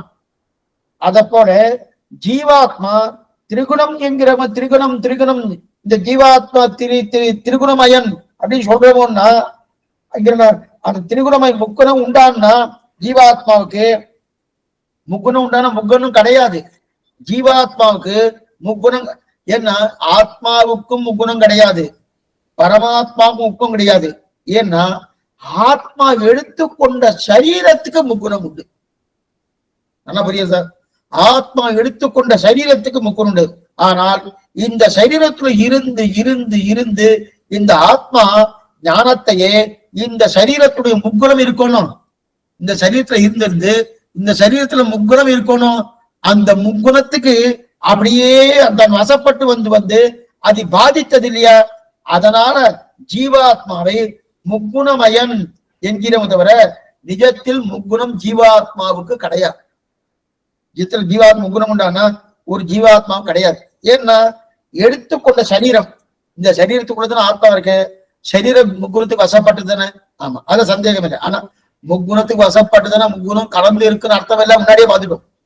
முக்குணம் தனித்தனியா இருக்கு, ஆனா முக்குணத்துக்கு வசப்பட்டு இருக்கு. அந்த வசப்பட்டு இருக்கக்கூடிய அந்த சரீரத்துக்குள்ளே இந்த ஆத்மா இருக்கிறபடியாலே, என்ன பாருங்க, இந்த ஆத்மா இருக்கிறபடியாலே அதனுடைய பாதிப்பு இதுக்கு வந்தபடியாலே ஜீவாத்மாவை முக்குணமயன் அப்படின்னு சொல்றோம். ஆனா நிஜத்திலே முக்குணத்துக்கு ஜீவாத்மா கிடையாதுன்னு அர்த்தம். எது போலன்னு இதுக்கு ஒரு எக்ஸாம்பிள் சொல்றேன். ஒரு புழு குழவி பார்த்துருக்கணும். குழவி அந்த புழு என்ன பண்ணா நன்னா கொட்டி கொட்டி கொட்டி குழவிய ஒரு புழுவை கொண்டு வந்து குழவி என்ன பண்ணா நன்னா கொட்டி கொட்டி கொட்டி தன் ஜாதியா குழவியை ஆக்கிடும். பார்த்துக்கணும். அத போலதான் எது இந்த ஜீவாத்மா ஒரு சரீரத்துல புகுந்தபடியாலே அந்த முக்குணத்துடைய சம்பந்தமே இந்த ஜீவாத்மாவுக்கு இல்லாமல் போனாலும் சரீரத்தின் சம்பந்தத்தினாலே ஜீவாத்மா முக்குணமயன்னு சொல்றோம். ஆனா இயற்கையிலே ஜீவாத்மாவுக்கு முக்குண சம்பந்தம் கிடையாது. ஆனா இந்த சரீரம் முக்குணமயம். இதற்குள்ள சிக்கின்னு இருக்கார். இதுக்குள்ள சிக்கி கொண்டு கொட்டி கொட்டி எப்படி குழவியை ஒரு பூச்சி ஒரு புழுவை எப்படி குழவி கொட்டி கொட்டி கொட்டி தன்னுடைய ஜாதி ஆகிறதனோ அதே போல இந்த சரீரத்தை சிக்கிண்டு கொட்டி கொட்டி கொட்டி சரீரத்தை போல முக்குணமாக பாதிக்கப்பட்டார் ஜீவாத்மா. முக்கியமாக பாதிக்கப்பட்ட. அதனால்தான் தர்மபூத ஞானம் தான் பாதிக்கப்பட்டது. ஆத்மா வந்து வெளில வருது, தர்மபூத பாதிக்கப்பட்டது. அதனால்தான் உபச்சாரிகமாக ஆத்மா முக்குணம் சொல்றோம். ஆனா உண்மையிலே ஆத்மாவுக்கு முக்குணம் கிடையாது. ஆத்மாவுக்கு முக்குணம் உண்டான கிடையாது. ஆனா எடுத்துக்கொண்ட சரீரத்துடைய அந்த நிலையாலே அதனுடைய பாதிப்பாலே ஆத்மா முக்குணம் செய்யணும். சரி, இனிமே ரஜோகுணம். இப்ப இது ஆயிடுது, சத்துவகுணம் ஆயிடுது. சத்துவகுணம்னா என்னன்னு பார்த்தோம். சத்துவகுணம் நன்னா இருந்தா தான் எந்த பதட்டமும் இல்லாம இருக்கலாம், ஆனந்தமா இருக்கலாம். அது மட்டுமல்ல, நம்முடைய சரீரமே லேசா இருக்கும், ஒன்னும் சிரமமே இருக்காது, எந்த சிரமமும் இருக்காது. அதே பதட்டம் பண்ணோம்னா பகவானுக்கு என் வருதோ பதட்டப்படலாம், நமக்கு என் வருதோ பதட்டப்படப்படாது. பகவானுக்கு என் வருகிறதோ பதட்டப்பட்டா சத்துவகுணம் நிறைய இருக்குன்னு அர்த்தம், நமக்கு என் வருகிறதோ பதட்டப்பட்டா சத்துவகுணம் குறைவா இருக்குன்னு அர்த்தம். இது வரைக்கும் சத்துவகுணத்தோட நிலை பார்த்துக்கணும். அடுத்தது ரஜோகுணம். ரஜோகுணம்னா என்னன்னா, ரஜோகுணம் ராகம், ராகம்னா விருப்பம். அதே போல லோபம், பேராசை, பேராசை. அதே போல இதெல்லாம் ஏதாவது செஞ்சுட்டே இருக்கணும். ரஜோகுணம் இருந்தாலே ஏதாவது செஞ்சுட்டே இருக்கணும். எப்ப முடிக்கலாம் என்பதற்காக எது காரணமா இருக்குமோ அப்படின்னு இருக்கணும். இந்திரியங்களால் அறியப்படாத சக்தியை காட்டிலும் வேறுபட்டவா இருக்கும் அத்ரவியம் ரஜஸ். இந்திரியங்களால் அறியப்படாததா இருக்கும், சக்தியை காட்டிலும் வேறுபட்டதா இருக்கும். இதெல்லாம் ஃபார்முலா அதுக்கு, ரஜோகுணத்துக்கு. இந்திரியங்களால் நம்முடைய இந்திரிய கண்காது மூக்கால் அறியப்படல முடியுமா? ரஜோகுணத்தை பார்க்க முடியாது. சரி, சக்தி இருக்கு சமயம், அந்த சக்தி சக்தியை காட்டிலும் வேறுபட்டுதான் இருக்கும். அதுதான் அதுதான் அத்ரவியமாக இருக்கக்கூடிய ரஜஸ், ரஜோகுணம். அப்பனா ஆசை இருக்கு, பேராசை இருக்கு, விருப்பம் இருக்கு, இதெல்லாம் இருக்கணும்.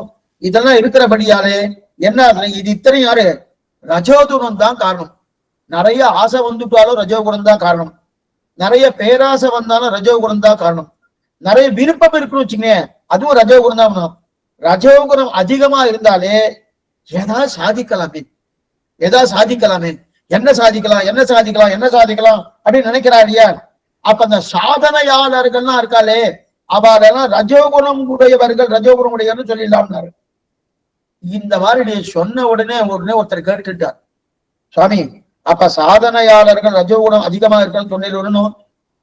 அப்ப ராமானுஜர் சாதனையாளர் தானே, வேதாந்தி தேசிகர் சாதனையாளர் தானே, மணவாள மாமனின் சாதனையாளர் தானே, திரிலோகாச்சாரிய சாதனையாளர் தானே. அப்ப அவளுக்கு ரஜோகுணம் அதிகமா இருக்கா? நீங்க அதே சொன்னேன், சாதனையாளர்கள் வந்துட்டோம்னாலே அப்ப ரஜோகுணம் அதிகமா இருக்குன்னு அர்த்தம் பண்ணணும். அப்ப அவெல்லாம் சாதனையாளர்களா அப்படின்னா, இப்ப சாதனையார்னா நல்லா பாருங்க, அவ யாருமே சாதிச்சிருக்கா, சாதிக்காம இல்ல, ஆனா அவ சாதிச்சல் எல்லாமே பதட்டத்தால சாதிக்கல. அதான் நம்ம புரிஞ்சுக்கணும்.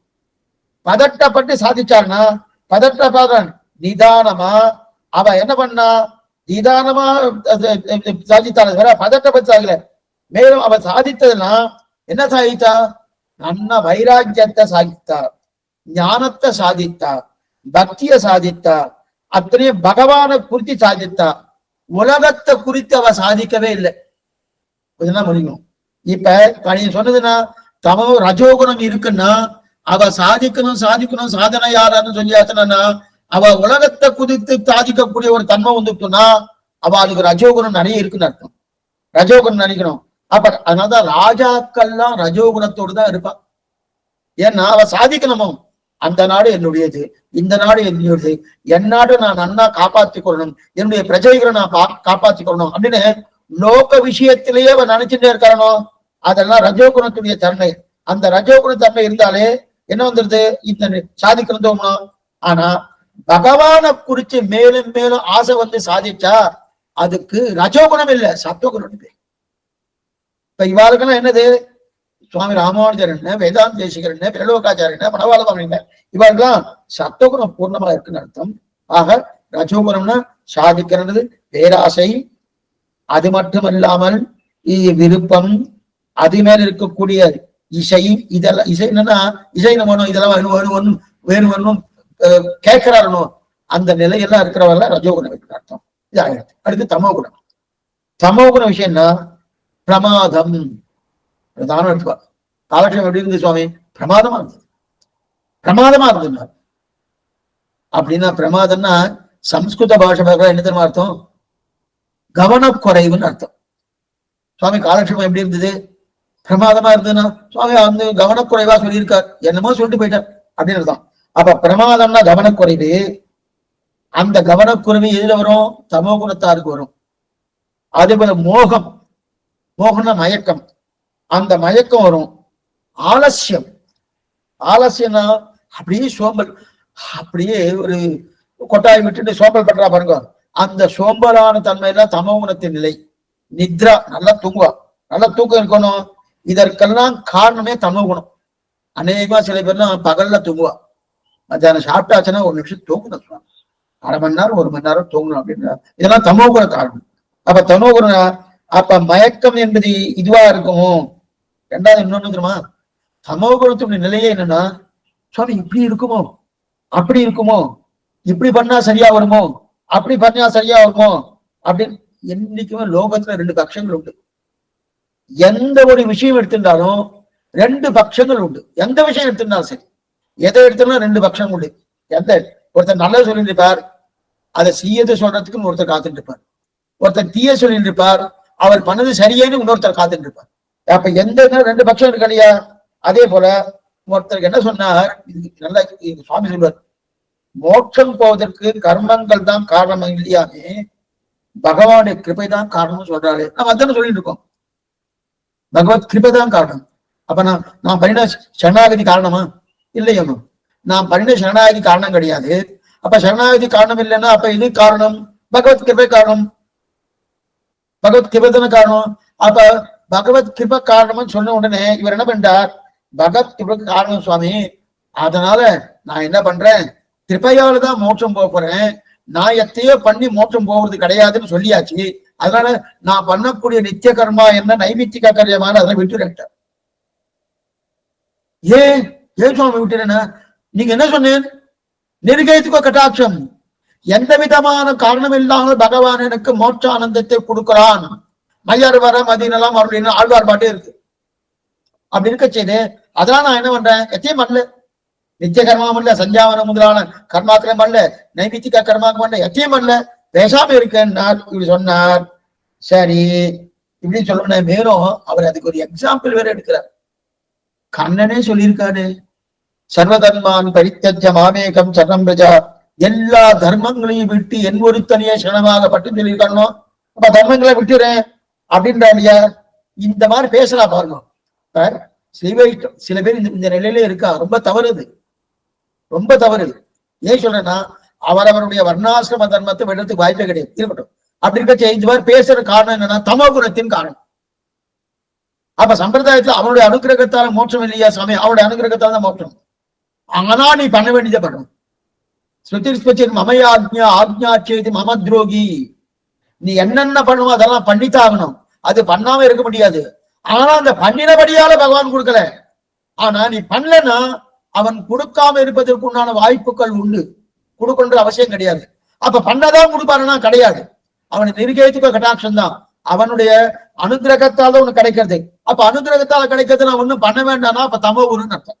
இதெல்லாம் தமோ குணம். அப்பனா இந்த பிரகிருதி தான் நமக்கு சரீரம் உருவாயிட்டு எப்படி தெரியணும். இப்ப தமோ குணம் எப்படின்னா, இந்த பிரகிருதி இருக்கணும், பொங்கன் புலனும் பொரியைந்தும் கருவேந்திரியம் ஐம்பூதம் எங்கு உயிரோ பிரகிருதி மானாங்காரம் ஆனந்தர்னு இந்த பிரகிருதி தான் சரீரம் உருவாயிட்டு. பிரகிருதி மகான் இதெல்லாம் நிறைய பார்த்துருக்கோம். எப்படி பிரகிருதி இந்த லோக அண்டகடாக எப்படி உருவாயின்னு பார்த்துக்கணும். பிரகிருதி மூல பிரகிருதி, மூல பிரகிருதி மகான், மகான் இருந்து அகங்காரம், அகங்காரத்திலிருந்து 3 அகங்காரங்கள் இருந்து, சாத்விக அகங்காரம், ராஜச அகங்காரம், தாமச அகங்காரம், அதிலிருந்து பஞ்சபூதங்கள், பஞ்ச தன்மாத்திரைகள், அதற்கு மேல அதை பஞ்சீகரணம் பண்ணி மேற்கொண்டு மேற்கொண்டு மேற்கொண்டு மேற்கொண்டு நிறைய நிறைய பண்ணி பண்ணி பண்ணி பண்ணி பிரிச்சு பிரிச்சு அதனால்தான் இந்த சரீரமே ஆக்கப்பட்டது அப்படின்னு பார்த்த போனோம். அப்படி இருக்கச்சது இந்த சரீரம் இது 5 சேர் ஆக்கை, பிருத்திவி அப்படி தேஜஸ் வாயு ஆகாசத்துல இந்த சரீரம் ஆக்கப்பட்டது. இந்த சரீரத்துக்குள்ளதான் ஜீவாத்மா இருக்கார். அப்ப ஆத்மாவோடு இந்த முக்குணம் எப்படி சம்பந்தப்பட்டிருக்குன்னா நேரே சம்பந்தப்படாது. அதுதான் பார்த்துருக்கோம். இந்த ஆத்மாவோடு இந்த முக்குணம், இந்த முதலே பார்த்தோம்னா ஆத்மாவுக்கும் முக்குணத்துடைய சம்பந்தம் கிடையாது. ஜீவாத்மாவுக்கோ பரமாத்மாவுக்கோ முக்குணத்துடைய சம்பந்தமே கிடையாது. ஆனா முக்குணத்துக்கு வசப்பட்டவன் ஜீவாத்மான்னு சொல்லிட்டு இருக்கோம்னா சரீர சம்பந்தத்தால. அப்ப நேரடியான சம்பந்தம் கிடையாது, நேரே சம்பந்தம் படாது. அப்ப நேரே சம்பந்தம் கிடையாது. முக்குணத்துக்கு எப்படி சம்பந்தப்படுதுன்னா நேரே சம்பந்தப்படாது. முக்குணம் ஆத்மாவின் பேரிலே கிடையாது. ஆனா ஆத்மா எந்த சரீரத்துக்குள்ள சிக்கி கொண்டிருக்கோ அந்த சரீரம் முழுவதும் முக்குணம் இருக்கு. இந்த சரீரம் மூணு முக்குணத்துக்கு சத்துவகுணம் என்ன, ரஜோகுணம் என்ன, தமோகுணம், 3 குணத்துக்கு இது வசப்பட்டு இருக்கு. அந்த சரீரத்தின் துவாரா முக்குணத்துக்கு நாம் ஆளாகிறோம். அந்த சரீரத்தின் துவாரா இந்த முக்குணத்துக்கு நாம் ஆளாகிறோம். மேலும் சத்துவகுணமோ ரஜோகுணமோ தமோகுணமோ நிச்சயம் கிடையாது. நிச்சயமா சுவாமி, சிவகுணம் போயாச்சுன்னா இந்த சரீரம் இங்க கீழ் வந்துடுறது. 7 நிலத்தில் இடுவதன் முன்னம் வந்தியங்கள் கூடாம இந்த சரீரம் கீழ் வந்துடுறது. சீவை குணத்து வேற அபராகிருதமான சரீரம் கிடைக்கிறது. அங்க சத்துவகுணம் ரஜோகுணம் தமோகுணம் இருக்கானா இல்லையே, இல்லையனோ? அப்ப இந்த சத்வரஜகுணம் நித்தியம் கிடையாது, அது அனித்தியம். ஆனா பிரவாகத்தோ நித்தியம்னு சொல்றான். இதுக்கு என்ன அர்த்தம் பார்க்கலாம். பிரவாகத்தோ நித்தியம் அப்பன்னா ஒருத்தர் இல்லாமல் போனாலும் அவருடைய சந்தானம் இருக்கையா அப்படின்னா, சுவாமி தகப்பனா இருக்காரு, அவன் தாத்தா இருக்காரு பாருங்க, தாத்தா வழி வந்த பேரன் இருக்கார் சுவாமி அப்படின்ற மனோ. அப்ப அந்த தாத்தா இல்ல, தாத்தா வழி வந்த பேரன் இருக்கார். இப்ப பேரன் வழி வந்த கொள்ளு பேரன் இருக்கார், இருக்காரனோ? அதுக்கு என்ன பேரு? அது அப்ப தாத்தா நித்தியமா? நித்தியம் இல்ல. அந்த ஆத்மா நித்தியம் அல்ல. ஆனா பிரவாகத்தோ நித்தியம். அந்த பரம்பரை பிரவாகத்தோ நித்தியம் வருதோனோ. இது போல காவேரி தீர்த்தம் வந்து இருக்கு, அது நித்தியம் தான். காவேரி தீர்த்தம் நித்தியம். நித்தியம்னா அதே தீர்த்தமா சுவாமி? நேற்றுக்கு குளிச்சே சுவாமி, அதே தீர்த்தம் இன்னைக்கு வருது? அது கிடையாது, வேற தீர்த்தம் தான் வருது. அதுக்குதான் பிரவாகத்தோ நித்தியம்னு பேரு. அதே போல சத்துவகுணமோ ரஜோகுணமோ பிரவாகத்தோ நித்தியம். ஏன்னா பிரவாகத்தோ நித்தியம். ஆனா பிரளய திசையில் இது இத்தனையும் சமமாக இருக்கும். சத்துவகுணமோ ரஜோகுணமோ தமோகுணமோ 3 சமமா இருக்கும்.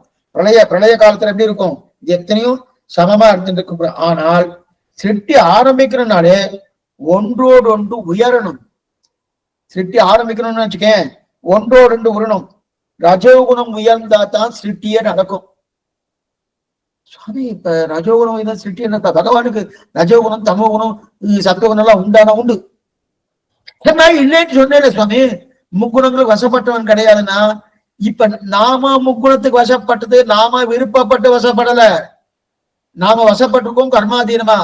அந்த மாதிரி பகவான் முக்குணம் பகவானுக்கு இருக்குன்னா அவர் இச்சாதீனம். அவர் தன்னுடைய சங்கல்பத்தால் ரஜோகுணத்தை தான் பெற்றுக்கிறார், தமோகுணத்தை தான் பெற்றுக்கிறார், சத்துவகுணத்தை தான் பெற்றுக்கிறார். இப்ப சிருஷ்டிக்கணும்னாலே அதுக்கு என்ன வேணும்? ரஜோகுணம் உயர்ந்தாதான் சிருஷ்டியே நடக்கும், இல்லைன்னா சிருஷ்டி நடக்காது. ஏன்னா இப்ப என்ன பார்த்தோம், ரஜோகுணத்துல எதை பிரதானமா நம்ம என்ன பார்த்தோம்? ரஜோகுணத்துல அது என்ன? வைராகி. இதுல என்ன வேணும்? நன்னா சாதிக்கணும் சாதிக்கணும் சாதிக்கணும் அப்படின்னு நன்னு. அப்பனா சிருஷ்டிக்கணும்னு ஒரு எண்ணம் வந்துருக்குன்னா ரஜோகுணம் இருக்குன்னு அர்த்தம். சரி, அப்ப தமோகுணம் உயர்ந்தாதான் என்ன? சம்ஹாரம் நடக்கும், அழித்தல் தொழில். அழித்தல் தொழில் வேணும்னா சம்ஹாரம். அதே போல ரஜோகுணம் இருந்தா தான் சிருஷ்டி தொழில் நடக்கும். அதனாலதான் சிருஷ்டி கர்த்தா பிரம்மா, அழிக்கும் கர்த்தா சிவன், காக்கும் கர்த்தா பகவான் விஷ்ணுன்ற. ஆனா அது கிடையாது, 3மே பகவான் தான். 3 தொழிலும் பகவான் தான் பண்றான்னு நம்ம பாஞ்சரார்த்த சாஸ்திரத்தையும் நம்ம பார்த்துருக்கோம். இருக்கட்டும், அப்படி இருக்க செய்து அப்ப தமோகுணம் இருந்தா தான் சம்ஹாரம் பண்ண முடியும், சத்துவகுணம் இருந்தாதான் ரட்சிக்க முடியும். நன்னா உயர்ந்து உயர்ந்து இருப்பதுக்கு போது நல்லா ரட்சிக்க முடியும். அப்ப ரஜோகுணம் வேணும் எதுக்காக? சிருஷ்டிப்பதற்காக. தமோகுணம் வேணும் சம்ஹாரம் பண்றதுக்காக. சத்துவகுணம் வேணும் ரட்சிப்பதற்காக. அதே போல நம் உடம்புலயும் இருக்கு. என்ன சுவாமி இருக்கு? 3 இருக்கு. என்ன இருக்கு சும்மா? 3 வாதம் பித்தம் கபம்னு 3 இருக்கு. நம்முடைய உடம்புல வாதம் பித்தம் கபம் அப்படி 3 இருக்கு. இந்த 3ம் சமமா இருந்ததுன்னா வியாதியே வராது.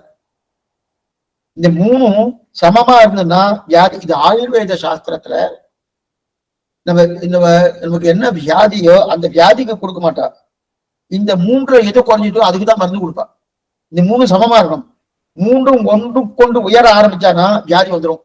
1 அதிகமாயி, அது வாதம் பித்தம் கபம். இந்த 3 சமமா இருக்கணும்.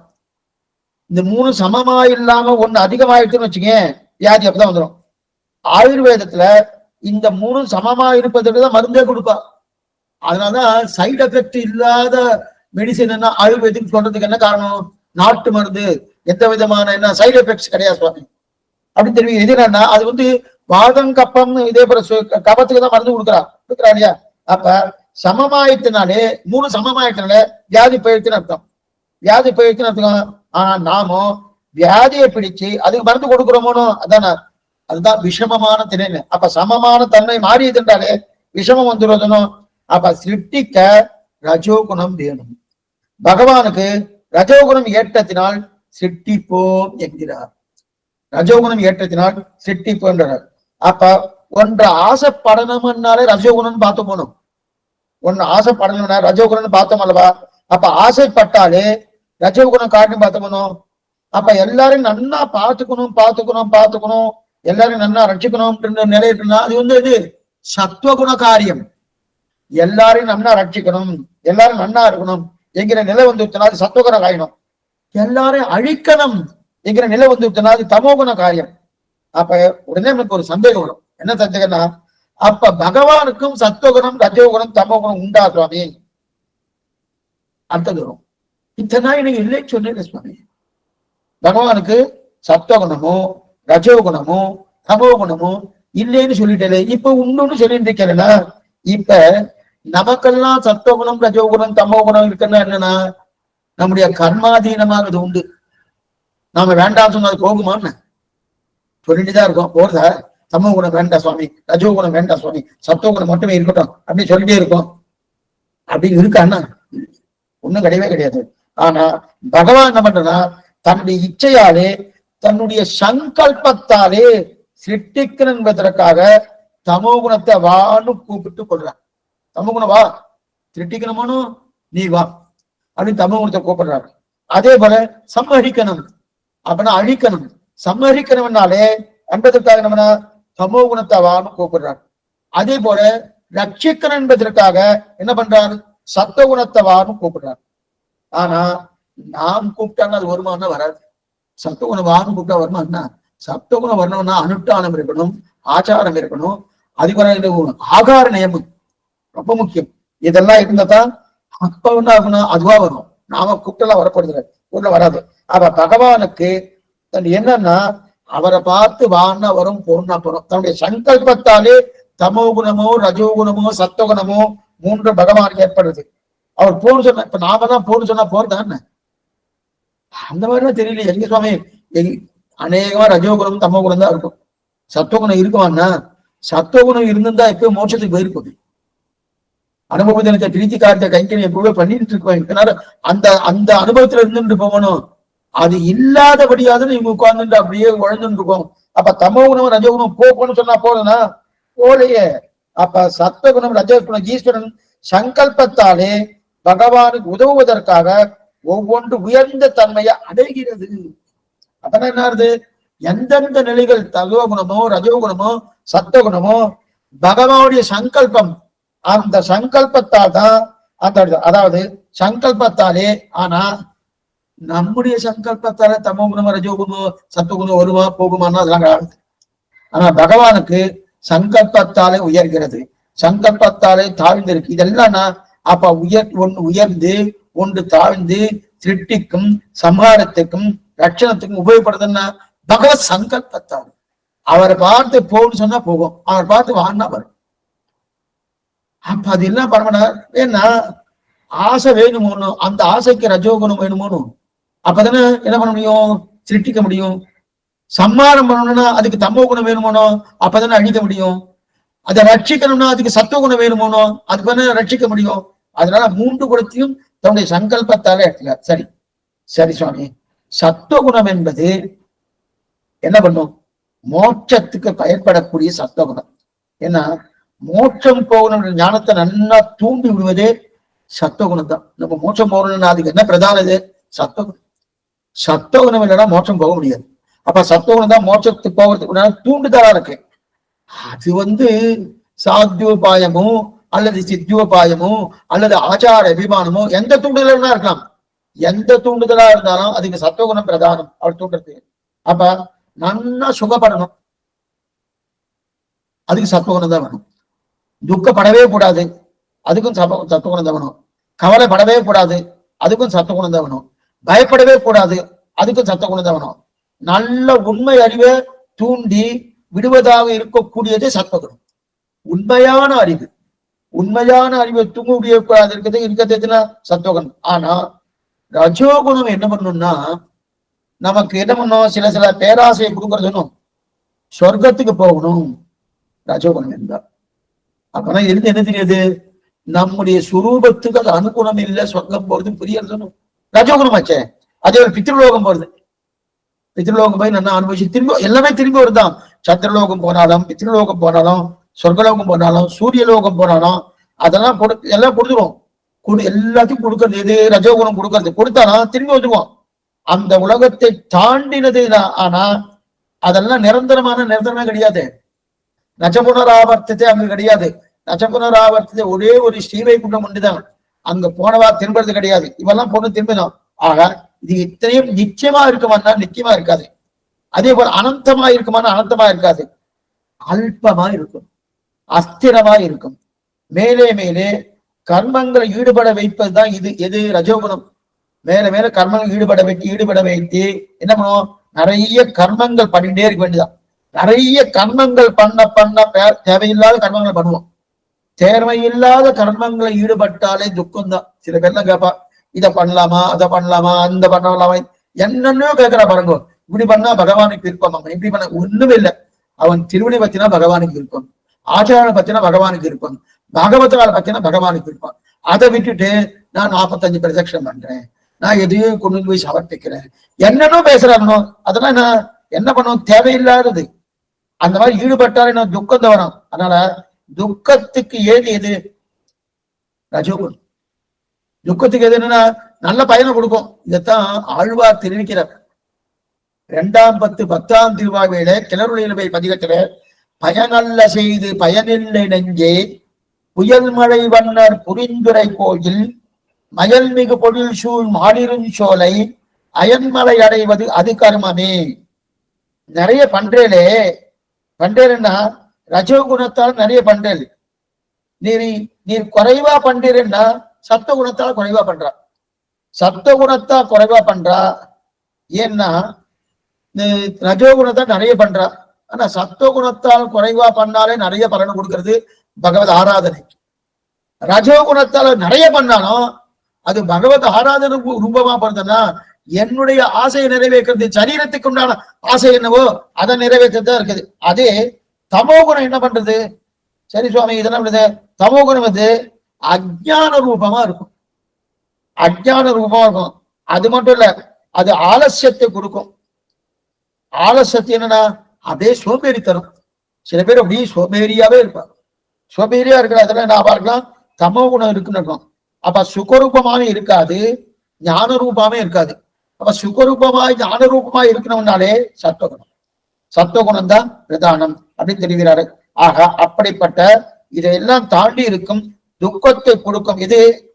எது துக்கத்தை கொடுக்கிறது, ரஜகுணம் துக்கத்தை கொடுக்கிறது, தமோ குணம் கொடுக்கிறது. ஆனா மோட்சத்தை கொடுக்கக்கூடிய சத்துவகுணம் அப்படின்னா சரி சுவாமி சொர்க்கத்தை கொடுக்குமா, சொர்க்கத்தை ரஜகுணம் கொடுத்துரும், ரஜகுணம். ஆனா நரகத்தை கொடுக்கிறது தமோ குணம். அப்ப தமோ குணத்தை காடு ரஜகுணம் தேவைன்னு சொல்றாங்க. ரஜோகுணம் படைத்தவன் தான் பிரம்மா, தமோ குணம் படைத்தவன் தான் சிவபெருமான், சத்துவகுணம் படைத்தவன் தான் பகவான் சிவன் நாராயணன். சரி, அதனால இது என்ன சத்வாதி, அதனால இப்ப என்ன தோன்றதுன்னா சத்வாதி குணங்கள்லாம் திரவியங்கள் கிடையாது, அத்ரவியம். இப்ப முனி பாத்திரம் சத்துவம் என்ன, நம்மை மோட்சானந்தம் கொண்டு போவதற்கு உண்டான வழியை நல்லா நமக்கு உண்மையான அறிவை புகட்டி கொடுப்பது சத்துவகுணம். ரஜோகுணம் என்ன, பேராசை என்ன, விருப்பம் என்ன, அதுக்கு மேல இருக்கக்கூடிய ஏதோ சாதிக்கணுன்ற ஒரு நிலை இருக்குன்னு அதெல்லாம் உலகத்தில இதெல்லாம் கொடுப்பது ரஜோகுணம். தமோகுணம் என்னது ஆலசியம் என்பது. அதுக்கு மட்டும் ஆலசியம் மட்டும் இல்ல, அது இருக்கக்கூடிய கவனமின்மை, அதுக்கு மேல நித்ரை, இதெல்லாம் பண்றது மயக்கம், இதெல்லாம் கொடுக்கறது தமோகுணம். அப்ப இந்த 3 குணங்களுமே திரவியங்கள் கிடையாது, அத்ரவியம் சொன்னார். இது வரைக்கும் முனியும் பாத்திரம். அப்ப சத்துவகுணம், ரஜோகுணம், தமோகுணம், முனியும் பாத்திரம் 3 ஆயிடுச்சு. 10 அத்ரவியங்கள் பார்த்திருக்கோம், அதுல 3 ஆயிடுச்சு. அடுத்து இன்னும் 7 இருக்கு. சப்த, ஸ்பரிச, ரூப, ரச, கந்தம், சம்யோகம், சக்தி, என்று சொல்லக்கூடிய இன்னும் 7. அதுல இனிமே சப்தஸ்பரிச ரூபரச கந்தம் ஒண்ணும் கட்டமே இல்லையா? அதே நேரத்துக்கு நீயும் சொன்ன சபை ஒன்னும் சிரமமா இல்லை, ஒன்னும் சிரமம் இல்லை. இந்த 5 எதை கிரகிக்கிறோம்? இந்த சப்தத்தை கிரகிக்கணும், ரூபத்தை ஸ்பரிசத்தை கிரகிக்கணும், ரூபத்தை கிரகிக்கணும், உணரணும், ரூபத்தை கிரகிக்கணும், ரசத்தை கிரகிக்கணும், கந்தத்தை கிரகிக்கணும். சப்தத்தை கிரகிப்பது எது? சப்தம் காதால தான் கேட்போம். ஆகாசம் ஒவ்வொரு சப்தம் இருக்கணும், அந்த சப்தத்தை காதால தான் நம்ம கிரகிக்க முடியும். ரூபம், ரூபம் எதனால பார்க்கலாம்? கண்ணால தான். ரூபம்னா உருவமா சொல்லணும். உருவத்தை எதனால பார்க்கலாம்? கண்ணால தான் உருவத்தை பார்க்கலாம். அதே போல ஸ்பரிசத்தை, தொடு உணர்ச்சி, தொடு உணர்ச்சி இந்திரியங்கள் இருக்கு இல்லையா? இந்த தொடு உணர்ச்சி, அந்த தொடு உணர்ச்சியால இந்திரியங்களால நம்ம ஸ்பரிசம், அந்த ஸ்பரிசத்தை நம்ம உணரலாம். அதே போல சப்த ரச ரூப ரசம், ரசம் என்ன பண்ணலாம்? நாக்கு, நாக்கால ரசத்தை கிரகிக்கிறோம். அதே போல கந்தம், கந்தத்தை என்ன பண்றோம்? மூக்காலே கிரந்தத்தை கேசமம் முறைரூபம் சேத்தோபதேதரன் முகுந்த மாலையில குலசேகராவை தெரிவித்த முறை துளசி கந்தம், அந்த கந்தத்தை மூக்கால போனோம். சரி, இப்ப நாம ஒண்ணு தெளிவுபடுத்திக்கணும். நாம இதற்கு முன்னாடி பிரகிருதி, இப்ப இந்த பாருங்க, இப்போ ஒரு பெரிய விஷயம் ஒண்ணு சொல்ல போறேன். என்ன விஷயம்னா, சப்தஸ்பரிச ரூபரச கந்தம்னு பார்த்தோம். இப்ப நம்ம பார்த்துட்டு இருக்கோம். இந்த விஷயத்திலே அப்படியே இப்ப சொல்லினதுக்கு அப்புறம் உங்களுக்கு ஞாபகம் வரணும். இந்த விஷயத்தையே பிரகிருதின்னு பார்த்து போகணும். அதாவது பிரமாணம் பிரமேயம் 2ஆ பிரிச்சுட்டார். பிரமாணத்தை 3ஆ பிரிச்சுட்டா, சப்த பிரமாணம், அனுமான பிரமாணம், அதே போல பிரத்யக்ஷ பிரமாணம் பிரிச்சுட்டா, அதை முடிச்சுட்டோம். அதே போல பிரமேயத்துல 7 அவதாரிகைகள், அதுல 6 அவதாரிகள் திரவிய பாகம், அதே போல ஒரு அவதாரிகை அத்ரவியம் பார்த்துட்டு இருக்கோம். அந்த அத்ரவியத்தை தான் இப்ப சப்த ரூப ரசங்கள்னு பார்த்துருக்கோம். சரி, இப்ப 6 திரவியங்களிலே முதல்ல பிரகிருதி, 2வது காலம், 3வது நித்திய விபூதி, 4வது தர்மபூத ஞானம், 5வது முக்தா ஜீவாத்மா, 6வது ஈஸ்வர தத்துவம் பார்த்தோம்னோ. அதுல பிரகிருதி முதல்ல எடுத்து போனோம். அந்த பிரகிருதியில நம்ம பார்க்கும்போது சப்தஸ்பரிச ரூபரச கந்தம்னு பார்த்திருக்கோம். ஞாபகம் வரணும் உங்களுக்கு, அங்க நம்ம பார்த்திருக்கோம். இங்கேயும் சப்தஸ்பரிச ரூபரச கந்தம்னு பார்க்கிறோம். அங்க நம்ம பார்த்தது திரவியமாக. அப்ப திரவியமாக வந்துட்டோம்னா உபாதானத்துவம் உண்டுன்னு பார்த்திருக்கோம். அப்பனா மாறுபாட்டுக்கு உட்பட்டது திரவியம் அப்படின்னு பார்த்திருக்கோம். இப்ப நம்ம பார்க்கறது அத்ரவியம், மாறுபாட்டுக்கு உட்படாததுன்னு பார்த்திருக்கோம். சுவாமி என்ன சுவாமி நீங்க முதல்லயும் சப்தஸ்பரிச ரூபரச கந்தம்னு சொல்லியிருக்கேன். அங்க பிரகிருதி தத்துவம், பிரகிருதி என்ற அவதாரி சொல்லும் போது அங்க சப்தஸ்பரிச ரூபரசம் சொல்லியிருக்கேன், அங்க திரவியமா சொல்லியிருக்கேன். அதே இங்க 10வது அவதாரிக பண்ணும் போது சப்தஸ்பரிச ரூபரசம் சொல்றேன், இங்க அத்ரவியமா சொல்றேன். அப்ப ஒரே சப்தமே திரவியமாவும் இருக்குமா அத்ரவியமாவும் இருக்குமா? இதுதான் சந்தேகம். இப்ப புரியுறது ஏன்னா நீங்களே கேட்டு இருக்கட்டும். இப்ப சப்தஸ்பர்த ரூப, அதாவது சப்த சன்மாத்திரம், ஸ்பரிச சன்மாத்திரம், ரூப சன்மாத்திரம், ரச தன்மாத்திரம், கந்த தன்மாத்திரம் என்கிற திரவியங்கள் அங்க மாத்திரம், தன்மாத்திரைகள், பஞ்ச கர்மேந்திரியங்கள், பஞ்ச ஞானேந்திரியங்கள், பஞ்ச தன்மாத்திரைகள் அப்படின்னு பார்த்து போனோம். சப்த தன்மாத்திரம், ஸ்பர்ஷ தன்மாத்திரம், ரூப தன்மாத்திரம், ரச தன்மாத்திரம், கந்த தன்மாத்திரம், எப்படி 5 திரவியங்கள் பார்த்து போனோம்.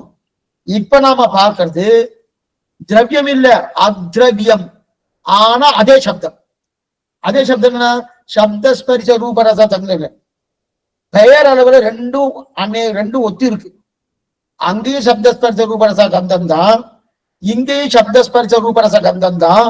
ஆனா அங்க திரவியமா இருக்கு, இங்க அத்ரவியமா இருக்குன்னா சுவாமி அந்த தத்துவம் வேறு, இந்த தத்துவம் வேறு அப்படி இருக்கச்சே அது எப்படி? இது அந்த தத்துவத்துல பிருத்திவி அப்பு தேஜஸ் வாயு ஆகாசம் இருக்கணும் இல்லையா? இதெல்லாம் திரவியம்.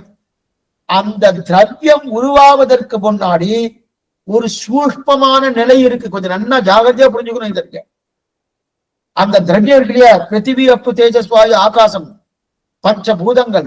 பஞ்சபூதங்கள் உருவாவதற்கு முன்னாடி ஒரு சூஷ்மமான நிலை இருக்கு. அந்த நுண்ணிய நிலையைத்தான் தன்மாத்திரைன்னு சொல்றோம். நுண்ணிய நிலைமையான தன்மாத்திரைன்னு கீழே பார்த்திருக்கோம். தன்மாத்திரை, பஞ்ச தன்மாத்திரைகள், தன்மாத்திரை கீழே பார்த்திருக்கோம். அதாவது ஓர் பூதம் உருவாருது, அந்த பூதம் அடுத்த பூதம் உருவாருது, அடுத்த பூதம் உருவாருது, அடுத்த பூதம் உருவாருது. அதுக்கு இடைப்பட்ட தன்மை இருக்கு இல்லையா? அதாவது பிருத்திவி என்பது ஏற்படுறதுக்கு முன்னாடி கந்த தன்மாத்திரை ஏற்படுகிறது. அப்ப அது ஒரு திரவியம் உருவாகும் போது அதற்கு நடுவில் இருக்கிற சூஷ்மமான தசை இருக்கு இல்லையா? இதைத்தான் திரவியத்தின் போது பார்த்து முடிச்சுட்டோம். அப்ப தன்மாத்திரை என்பது அப்ப என்ன தன்மாத்திரை? பிருத்திவிக்கு எது தன்மாத்திரை? கந்த தன்மாத்திரை. கந்த தன்மாத்திரை முதல்ல ஏற்படுகிறது. அங்க கந்த தன்மாத்திரை ஏற்பட்டதுக்கு அப்புறம் அந்த கந்த தன்மாத்திரை பிருத்திவி உருவாகுதுன்னு பார்த்தோம். அப்ப சூஷ்மமான தசை. அப்ப இதை முதல்ல பார்த்துட்டோம். இப்ப நம்ம பார்க்கறது நமக்கு என்ன சந்தேகம்னா, மீண்டும் அதே சப்த ஸ்பரிச ரூபரச கந்தம் தான் வருது. அத திரவியம்னு பார்த்தோமே, இதை அத்ரைவம் என்கிறீங்களே, இதுக்கு என்ன செய்யுது? அதுதான் நமக்கு சந்தேகம். அது வேறு இது வேறு தானே. சப்தஸ்பரிச ரூபரச கந்தம் அங்க சொல்லப்பட்டது வேறு, இங்க சொல்லப்பட்டது வேறுன்னா பெயர் அளவுல ஒத்துமை இருக்கே சுவாமி. ஒருத்தருக்கு ஆறாவதுன்னு பேர், இன்னொருத்தருக்கு ஆறாவதுன்னு பேர். என்ன பண்ணலாம்? நம்ம எப்படி ஆறாவது ஒண்ணு ஆறாவது ரெண்டுன்னு வேணா போட்டுக்கலாம். அதே போல இங்க சப்தஸ்பர்ஷ ரூபரச கந்தங்கள் இருக்குன்னா அங்க ரெண்டு பேரளவு ஒத்து போயிட்டு இருக்க, பேரளவு ஒண்ணு ஒத்துமை இருக்குன்னா அது எதுன்னா நம் கண்ணால் கரிக்கப்படும் ரூபம் என்கிறோம் இல்லையா? அங்க ரூபம் மட்டுமே, அது திரவியம் அல்ல. இது திரவியம் அல்ல, இது ரூபம் என்பது வர்ணம். இது வர்ணம். அது அந்த ரூபம் மட்டும் நல்லா இருக்கும். இது வர்ணம். வர்ணம்னா என்னது? கருப்பு, சிவப்பு, வெளுப்பு, மஞ்சள். இந்த நாளை மேற்கொண்டு பார்க்க போறோம். இந்த 4 வர்ணம் இருக்கணும். இந்த 4 ரூபம் இந்த அத்ரவியத்தில் சொல்ல போறார். அங்க பண்ணப்படுது தன்மாத்திரை. சப்தஸ்பர்ஷ ரூபரசம் என்றது தன்மாத்திரை. இங்க சொல்லப்படுது ரூபம். ரூபம்னா வர்ணம். என்ன வர்ணம்? கருப்பு வர்ணம், சிவப்பு வர்ணம், வெளுப்பு வர்ணம், மஞ்சள் வர்ணம் அப்படின்னு 4 சொல்றாரு. நம் கண்ணால கிரகிக்கக்கூடியது இது சிவப்பு. சரி சுவாமி, சிவப்புன்னு சொல்லலாம், கருப்புன்னு சொல்லலாம், வெறுப்புன்னு சொல்லலாம், மஞ்சள் சொல்லலாம். அப்ப கண் என்பது இந்திரியம். இத திரவியத்துல சேர்த்திருக்கோம். கண் இந்திரியத்துல திரவியத்துல சேர்த்திருக்கோம். ஆனால் இப்ப கண்ணால் கிரகிக்க போகிற அந்த சிவப்பு இருக்கு இல்லையா? சிவப்பு, வெறுப்பு இதெல்லாம் இருக்கணும். இதெல்லாம் திரவியம் கிடையாது, இதெல்லாம் அத்ரவியம். சன்னால் கண்ணு திரவியம் தான். கண்ணால் கிரகிக்கப்படுகிற வர்ணம் சிவப்பு வர்ணமோ மஞ்சள் வர்ணமோ வெளுப்பு வர்ணமோ இதெல்லாம் திரவியம் கிடையாது, அத்ரவியம். ஏன்னா இந்த இந்த வர்ணங்கள் எந்த மாறுதலுக்கும் உட்படாது. எந்த மாறுதலுக்கும் இது உட்படாது. அத்ரவியம்னு சொன்னாலே உபாதானத்துவம் கிடையாதுன்னு பார்த்தோம். மாறுதலுக்கு உட்படாது. அத்ரவியம் சொல்லியாத்தானே, மாறுதலுக்கு எந்த விதமான மாறுதலுக்கு உட்படாத அத்ரவியம். ஆனா திரவியமா இருந்தா மாறுதலுக்கு உட்படும். பார்த்துருக்கோம். திரவியம் மாறுதலுக்கு உட்படும். அப்ப சூஷ்ம அவஸ்தையான சப்த தன்மாத்திரை என்பது மாறுதலுக்கு உட்பட்டாதான் ஆகாசம்னு ஆகும். அதே சூஷ்ம தன்மையாக இருக்கக்கூடிய சூஷ்ம அவஸ்தையாக இருக்கக்கூடிய ஸ்பர்ச தன்மாத்திரை தான் மாறுதலுக்கு உட்பட்டதான் இன்னொரு பூதங்களாகணும். அப்ப ஒவ்வொரு பூதம் மாறும்னா அந்த சூஷ்ம தன்மாத்திரை அந்த சூஷ்ம அவஸ்தையான சப்த தன்மா மாறினாத்திரம் உட்படாது. அதே போல சப்த தன்மாத்திரம் என்பது ஒரு மாறுதலுக்கு உட்பட்டாதான் என்னாகும்? வாயுவாக ஆகணும். அப்ப மாறுதலுக்கு உட்படுறதும் அங்க உபாதானத்துவம் இருக்கு. சப்த, ஸ்பரிச, ரூப, ரச, கந்தம் இந்த 5மே சூஷ்ம அவஸ்தை. சூஷ்ம அவஸ்தையா இருந்து கொண்டு சப்த தன்மாத்திரையாய் எங்கு? அங்கு பிரகிருதியில. நம்ம பிரகிருதியில பார்க்கும்போது, அதாவது திரவியத்துல பார்க்கும். இப்ப நம்ம பார்க்கறது அத்ரவியம், கொஞ்சம் குழப்பிக்காதீங்க. இப்ப பார்க்கறது அத்ரவியம். திரவியத்தை பார்க்கும்போது திரவியத்துல முதல்ல பிரகிருதி, அப்புறம் காலம். அந்த பிரகிருதியை பார்க்கும்போது பஞ்ச தன்மாத்திரை பார்த்து போனோம். அந்த பஞ்ச தன்மாத்திரைனா சப்தஸ்பர்ச ரூபரச கந்தம். அந்த பஞ்ச தன்மாத்திரை சூஷ்ம அவஸ்தையா இருக்கக்கூடிய தன்மாத்திரை தான் மாறுதலுக்கு உட்பட்டு என்னாச்சு ஆகாசமாறுது. அதுவேதான் மாறுதலுக்கு உட்பட்டு வாயுவாருது. அதுவேதான் மாறுதலுக்கு உட்பட்டு ஒவ்வொரு தீர்த்தமா ஜலமாறுது. அப்படியே சொல்லுங்க. இப்ப சொல்றது அது உபாதானத்து உண்டு, அது மாறுதலுக்கு உட்பட்டது. இப்ப சொல்லக்கூடிய சப்தஸ்பர்ச ரூப சப்தங்கள்னா உபாதானத்துவம் கிடையாது. உபாதானத்துவம் கிடையாது அப்படின்னா இது திரவியமே இல்லை, இது அத்ரவியம். பேரளவில் ஒண்ணுதான். அதுக்கும் அதுக்கும் அதே பேரு தான், இதுக்கும் அதே பேரு தான். இது போல ஆறாமதான் பேரு சொன்னேன்னு அதே போல பேரளவு ஒண்ணுதான். ஆனா மனுஷன் ரெண்டு பேரும் வெவ்வேறு தானே, ரெண்டு பேரும் ஒண்ணா. அதே போல அங்க திரவியத்துல சொல்லப்பட்ட சப்தஸ்பர்ச ரூப சப்தங்கள் சூஷ்ம அவஸ்தையான சப்த தன்மாத்திரை. இங்க சொல்லப்பட்டது என்னன்னா இங்க சூஷ்ம இந்த ரூபம் வந்து வர்ணம். இந்த வர்ணம் என்பது மாறுதலுக்கு உட்படாது இல்லையா? அதனால இது அத்ரவியம். இந்த எந்த வர்ணம் உட்படாது, இது வெறும் வர்ணம். வர்ணத்திலிருந்து எதுவுமே உருவாகாது. வர்ணத்திலிருந்து ஏதாவது உருவாகணும், எதுவும் உருவாகாது. அப்ப சப்தம் என்பது பஞ்சபூதத்தில் இருக்கும். நம் காது என்னும் புலனால் கிரகிக்கப்படுகிறது. இந்த சப்தத்தை ரெண்டு விதமா பிரிக்கிறோம். சப்தம் சப்தம் என்பது என்னது? பஞ்சபூதத்துல இருக்கும். பஞ்சபூதத்துல ஒண்ணு சப்தம் இருக்கும். ஆனா நம்ம காதுங்கிற புலனா கிரகிக்கப்படுகிறது. இப்ப இந்த சப்தத்தை அது வரைக்கும் முடிஞ்சுடுது. சப்தஸ்பர்ச ரூப அங்க சொல்லப்பட்ட சப்தஸ்பர்ச ரூப கந்தத்துக்கும் இங்க சொல்லப்பட்ட சப்தஸ்பர்ச ரூப கந்தத்துக்கும் மாறுபாடு உண்டு. அங்க சொல்லப்பட்டது திரவியம், இங்க சொல்லப்பட்டது அத்ரவியம். அங்க என்னவா சொல்லப்பட்டது? அங்க திரவியமா இருந்தாலும் மாறுதலுக்கு உட்பட்டது. அது மட்டும் இல்ல, அங்க சொல்லப்பட்டது சூஷ்ம அவஸ்தையா இருக்கக்கூடிய சப்த தன்மாத்திரை, இங்க வர்ணமா இருக்கு அப்படின்னு ஆயிடுச்சு. இதுக்கப்புறம் இப்ப இப்ப வந்து பஞ்சபூதத்துல இருக்கு சப்தம். இப்ப இந்த சப்தத்தை ரெண்டு விதமா பிரிக்கலாம். இனிமே கொஞ்சம் சிரமமா இருக்கும், புரிஞ்ச வரைக்கும் பார்த்துக்கணும். என்னன்னா இப்ப வர்ணம் இதை வந்து ரெண்டு விதம், சப்தத்தை ரெண்டு விதமா பிரிக்கலாம். வர்ணாத்மகம் அவர்ணாத்மகம்னு ரெண்டு உண்டு. வர்ணாத்மகம் அவர்ணாத்மகம்.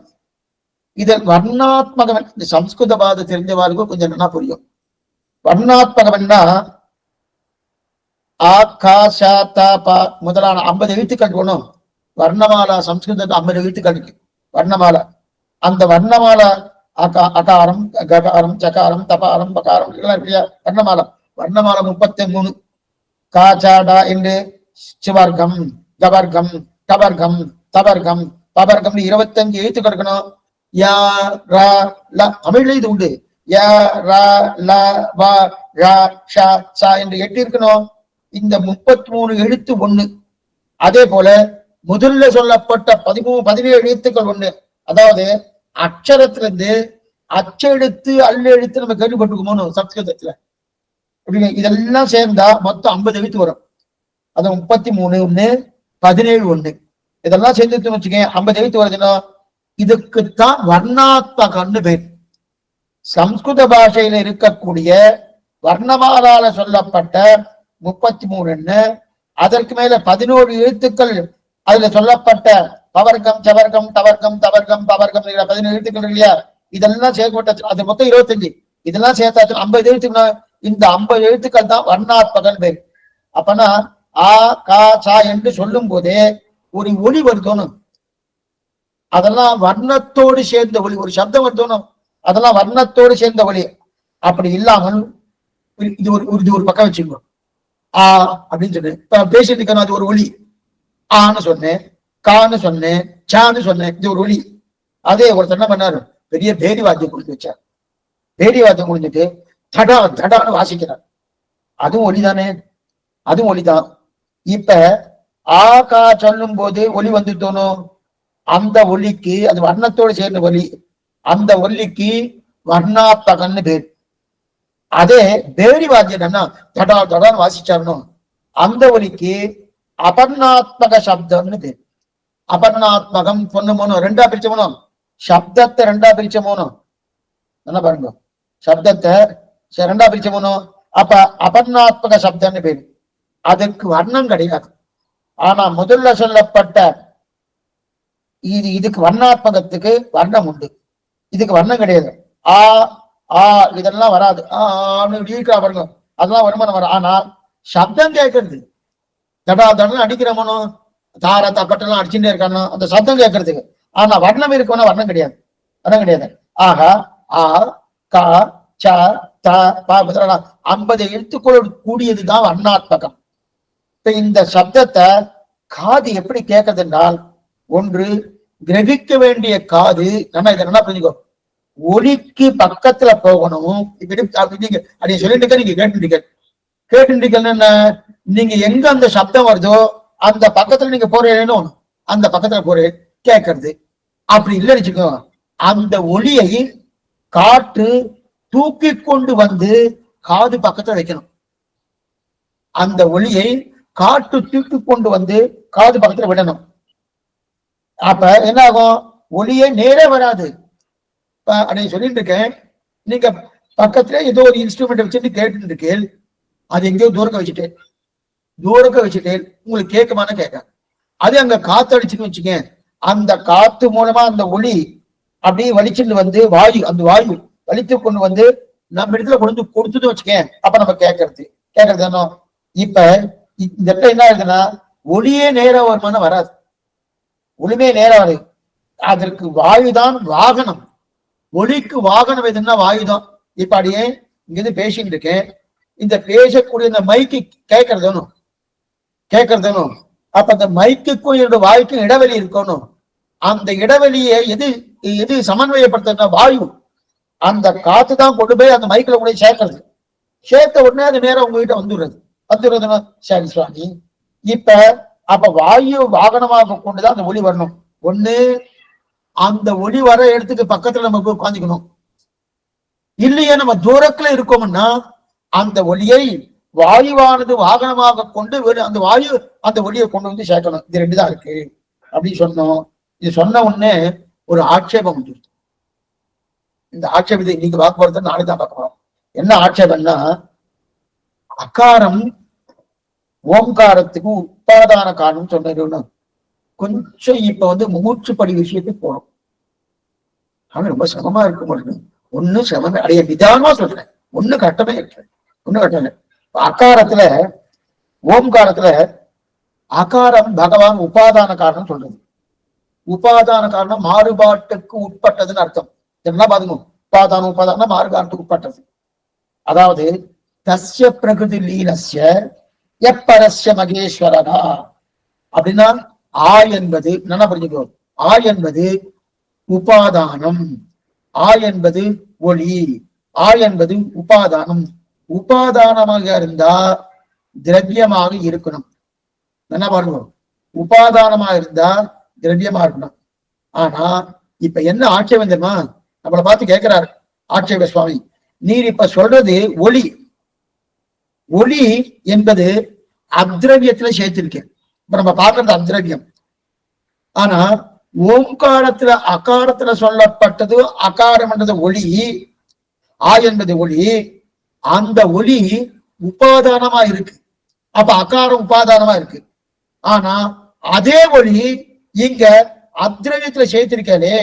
ஆனா ஆ என்ற ஒளி திரவியம் என்று தானே ஓங்காரத்துல பார்த்திருக்கோம். இதுதான் இது ஆட்சேபம். ஆ என்கிற சப்தம் அது ஒரு ஒளி, அந்த ஒளியானது திரவியம் என்று தானே ஓம்காரத்தை பார்த்திருக்கோம். ஏன்னா அது உபாதானம் என்று தானே சொல்லியிருக்கா. ஏன்னா எல்லா எழுத்துக்களும் அகாரத்தை உபாதானமாக கொண்டவை என்று சொன்னா திரவியத்துல தானே சேர்க்கணும். இல்ல, அகர முதல எழுத்தெல்லாம் ஆதி பகவன் முதற்றே உலகு அப்படின்னு. அப்ப எல்லா எழுத்துக்களுக்கும் காரணம் எது, அகாரம். அப்ப அகாரம் உபாதானமா கொண்டுதானே இருந்திருக்கு, அப்ப திரவியத்துல சேர்க்கணும். ஆனா இப்ப நீர் என்ன சொல்றீங்கன்னா, அந்த ஒளியை அத்ரவியத்துல சேர்த்துட்டேது. இப்ப இந்த அத்ரவியத்துல இருக்கு. நம்ம என்ன பார்த்திருக்கோம், சப்தத்தை ரெண்டா பிரிச்சோம், வர்ணாத்மகம் என்று அவர்ணாத்மகம் என்று. அதுல வர்ணாத்மகத்துல சபர்கம் தபர்கம் பவர்கம் தபர்கம் பவர்கம் 25 மொத்தம் 5 எழுத்துக்கள். அந்த எழுத்து தான் வர்ணாத்மகம் பேரு. இது நம்ம எதிர சேர்த்திருக்கோம், அத்ரவியத்துல சேர்த்திருக்கோம். ஆனா அந்த ஒளி அத்ரவியத்தை சேர்த்திருக்கோம். ஆனா இவர் என்ன கேட்கிறாரு, ஆட்சேப சுவாமி என்ன கேட்கிறாரு, அகாரம் ஓம்காரத்துல திரவியத்துல தானே இருக்கு. அப்படி இருக்கச்சு நீங்க இந்த ஒளியை போய் அத்ரவியத்துல சேர்த்தேன்னு கேள்வி. ஏன்னா அகாரத்துக்கு என்ன பாருங்க, உபாதானத்தும் எல்லாம் சாஸ்திரம் சொல்லி இருக்கேன்னா சாஸ்திரம் சொல்லல. அகாரத்துக்கு உபாதானத்துவம், உபாதானத்துவம்னா மாறுபாட்டுக்கு உட்பட்டதான் உபாதானத்துவம் பார்த்து போனோம். சில சப்தங்கள்லாம் கொஞ்சம் அப்படியே மனப்பாடம் பண்ணிடும். எல்லாத்துக்கும் நம்ம அப்படியே பிரிச்சு பிரிச்சு சொல்லிட்டு அப்படின்னா காலேஜ் முன்னு நாழியாடும். அப்ப உபாதானத்துவம் மாறுபாட்டுக்கு உட்பட்டது. அப்ப அகாரம் மாறுபாட்டுக்கு உட்பட்டதுன்னு சுவாமி, அகாரம் தான் எல்லா எழுத்துக்களும் காரணம். அதனால அந்த எழுத்தால் தான் எல்லாம் பறந்துன்னு சொல்றா இல்லையா, சாஸ்திரம் அப்படி சொல்லல. அகாரத்துக்கு உபாதானத்துவம் எல்லாம் சாஸ்திரம் சொல்லல. அகாரம் உபாதானத்துவம் இல்லைன்ற சுவாமி. ஏன்னா அகாரத்துக்கு வாக்கியம் பிரம்மம். என்ன பார்த்துங்க, அகார வாச்சனான பரபிரம்மம். அகாரம் யார சொல்றது, ஸ்ரீமன் நாராயண சொல்றது. அப்ப அகாரத்துக்கு வாக்கியம் பிரம்மம். அந்த ஸ்ரீமன் நாராயணன், அந்த ஸ்ரீமன் நாராயணனை தான் உபாதானமாக கொண்டு படைக்கப்படுதுன்னு சொல்லப்பட்டிருக்கே தவிர அகார சப்தமே உபாதானத்தை உண்டுன்னு சொல்லல சாஸ்திரம். என்ன புரிஞ்சுக்கணும். ஏன்னா இங்க என்ன ரெண்டு இந்த சப்தத்தை ரெண்டா பிரிக்கச்சு என்னென்ன வந்தது, வர்ணாத்மகன்னு ஒண்ணு வந்தது, அபர்ணாத்மகன்னு ஒண்ணு வந்தது. அதுல வர்ணாத்மகத்துல என்ன பண்ணணும், அகார சொல்லும் போது ஒரு சப்தம் வருதணும், அந்த ஒளியை தூக்கிண்டு இந்த மாதிரி நம்ம காதல வருது சொன்னோமோ. அப்ப அந்த காதல வருதுன்னா அது இது அத்ரவியத்துல சேர்த்திருக்கேல சுவாமி. ஆனா அகாரம் திரவியத்துல இருக்கே என்கிற கேள்வி. அகாரம் உபாதானத்தை சொல்லப்பட்டிருக்கே சாஸ்திரம்னா உபாதானத்தை சாஸ்திரம் சொல்லல. அப்ப அகாரத்திலிருந்து கறக்கலையானா அகாரவாச்சியன் பகவான், அகாரவாச்சியன் பகவான். அந்த பகவானத்தான் உபாதானமா சொல்லப்பட்டு வந்தது. ஏன்னா உபாதானத்தும் அல்ல. என்பது பிரம்மத்தை குறிக்கும். கொஞ்சம் என்ன பண்ணுங்க, பிரம்மத்தை குறிக்கும். அப்ப பிரம்மம் சகலத்துக்கும் உபாதானமா இருக்காரு. அதாவது எல்லா சப்தத்திற்கும் காரணம் அந்த சப்தத்தாலே வாக்கியமாக இருக்கக்கூடிய ஜகத்துக்கு காரணம் பரமா. அந்த சப்த வாக்கியத்தாலே சொல்லப்பட்ட பரமாத்மா ஜகத்துக்கு காரணமா இருக்கு. அதனால் என்ன இருந்தது, இப்ப என்ன இருந்தது, அகாரம் பரமாத்மத்தை சொல்வது ஔச்சித்யம். இது மூச்சு பள்ளி எடுத்திருக்காரு, ஔச்சித்யம் உண்டு. அந்த பிள்ளைகளுக்கு அதை தெரிவிக்கிறார் இல்லையா. அப்ப வாசகத்தாலே சொல்லப்படுபவர் வாச்சியம். வாசகம் எது, இதை அகாரம். வாசகத்தால் சொல்லப்படுவர் வாச்சியம். இப்ப புரியத்துக்காக ஒண்ணு சொல்றேன். பேனா, பேனா என்கிற சொல் வாசகம். ஆனா இந்த பொருள் பேனா என்கிற பொருள் வாக்கியம். ரெண்டுமே சொல்லலாம், வாச்சியம் வாசகம் ரெண்டுமே. பேனா பேனா என்கிற பொருள் வாக்கியம், பேனா என்கிற சொல் வாசகம். சொல்லா வந்துட்டோம்னா வாசகம், அது பொருளா வந்துட்டோம்னா வாக்கியம். வாக்கியம் அப்ப ரெண்டு வெவ்வேறு தான். அதாவது சொல் வாசகம், பொருள் வாக்கியம். அப்ப அகாரம் என்னது, வாசகம். பொருள் யாரு, பகவான். அதனால வாக்கியம் என்ற பகவான் உபாதானம் என்கிறபடியால் தான் இப்படி சொல்கிறாளே தவிர வாசகத்தை உபாதானம் சொல்லவில்லை. வாசகம்னா அகாரம், வாசகத்தை உபாதானம். அதனால் தாராளமாக அத்ரவியமாக கொள்ளலாம் அப்படின்னு தெரிவிக்கிறார். எதுக்கு சொல்றாங்கன்னா, இப்ப சப்தத்தை ரெண்டா பிரிக்கணும். சப்த ஸ்பரிச ரூபரசம் தான் பார்த்துட்டு இருக்கோம். சப்தத்தை ரெண்டா பிரிக்கச்சே அது அத்ரவியத்துல இருக்கே, அது திரவியமாக சொல்லப்பட்டதுன்னா அது திரவியம் கிடையாது, அத்ரவியம் தான். அப்ப அகார வாச்சத்தால உபாதானத்தை சொல்லலைன்னா சொல்லல. அகார வாச்சன பகவானுக்கு தான் உபாதானத்தை உண்டு சொல்லிருக்குன்னு சொல்றாரு. அப்ப சப்தம் முடிஞ்சது. அதுக்கப்புறம் ஸ்பர்ஷம். ஸ்பர்ஷம் என்னன்றது நாளை தினம் சாயங்காலம் 5 மணிக்கு ஆச்சரியமான விஷயம், அவசியம் கேட்கணும். இது அநேகமா நாளைக்கு ஒரு காலட்சேபம் இருக்கும். அடுத்த காலட்சேபம் அடுத்த வாரம் காலட்சேபம். நாளை காலட்சேபம் முடிஞ்சா அதுக்கப்புறம் அடுத்த வாரம் தான். அடுத்த வாரம் காலட்சேபம் அநேகமா சாத்துக்குறையா இருக்கும்னு நினைக்கிறேன். பாப்பா என்ன விஷயம் நாளைக்கு தெரிஞ்சிடலாம். நாளைக்கு இது தெரியும். ஆழ்வாரம் பெருமானாஜியை திருவடியே சொன்னோம், ஆச்சாரியம் திருவடிகளே சரணம், பாகவதால் திருவடிகளே சரணம். ஏதாவது சந்தேகம் இருந்தால் அவசியம் கேட்கும்படி பிரார்த்திக்கிறேன். மேற்கொண்டு நாளை கார்த்தால அதே போல இருக்கக்கூடிய நமக்கு பாகவதம், ஸ்ரீமத் பாகவதம் காலத்தால 10 மணிக்கு உண்டு. அவசியம் வரும்படி பிரார்த்தனை. அடியேன் சுவாமி. நமஸ்கார சுவாமி. சுவாமி, அத்ரவியம் இது திரவியத்தோட தன்மையே இந்த குணங்கள் நிர்ணயிக்குதா சுவாமி? இது இந்த மாதிரி இருக்கட்டும், இந்த மாதிரி இல்ல இல்ல, குணம் குணத்தோடு சேராது. குணங்கள்னா அத்ரவியம்னு பேரு. குணங்கள்னு வந்துட்டாலே அத்ரவியம். குணம் அத்ரவியம் அத்ரவியத்தோடு சேரும்னா சேராது. குணங்கள்லாம் அத்ரவியம். இப்ப கோபம் என்றது குணம். கோபம் இன்னொரு கோபத்தோடு சேருமா? சேராது சுவாமி. சேராது. அப்ப ரெண்டு அத்ரவியம் தானே. அத்ரவியம் அத்ரவியத்தோடு சேராது, திரவியம் திரவியத்தோடு சேரும். சரி. புரியுதா? அதான் முதலியே சொன்னேன், திரவியம் திரவியத்தோடு சேரும். ஆனா அந்த திரவியத்துல அத்ரவியம் சேரும். இந்த சரீரம் இதுல அத்ரவிய மாதிரி கூட சப்த ஸ்பர்ச ரூப ரசங்கள் சேர்ந்திருக்கு. இதுல சத்துவகுணம் ரஜோகுணம் சேர்ந்து இருக்கணும். இதுல முக்குணத்துக்கு வசப்பட்டவன் ஜீவாத்மான்னு சொல்லிட்டு இருக்குமானோ அப்படி இருக்கிறது இதுல சேர்ந்திருக்கு. இந்த சரீரத்துல இந்த சத்துவகுணம் ரஜோகுணம் சேர்ந்திருக்கு. ஆனா இந்த சரீரத்துக்குள்ள சத்துவகுணம் ரஜோகுணம் தமகுணம் மூணும் கலந்து இருக்கான்னா கிடையாது. மூணும் தனித்தனியா தான் இருக்கு. அந்த மூணும் தனித்தனியா இருக்கிறதுக்கு தான் மசாலா பெட்டி எக்ஸாம்பிள் சொன்னேன். அஞ்சலை பெட்டி, அஞ்சலை பெட்டில கடுகு சீரகம் மிளகு என்னென்ன போட்டுக்கோ. ஆனா ஒரே பெட்டிக்குள்ளதான் இருக்கு. ஆனா மூணு கலந்து இருக்கானா கிடையாது, தனித்தனியா இருக்கணும்.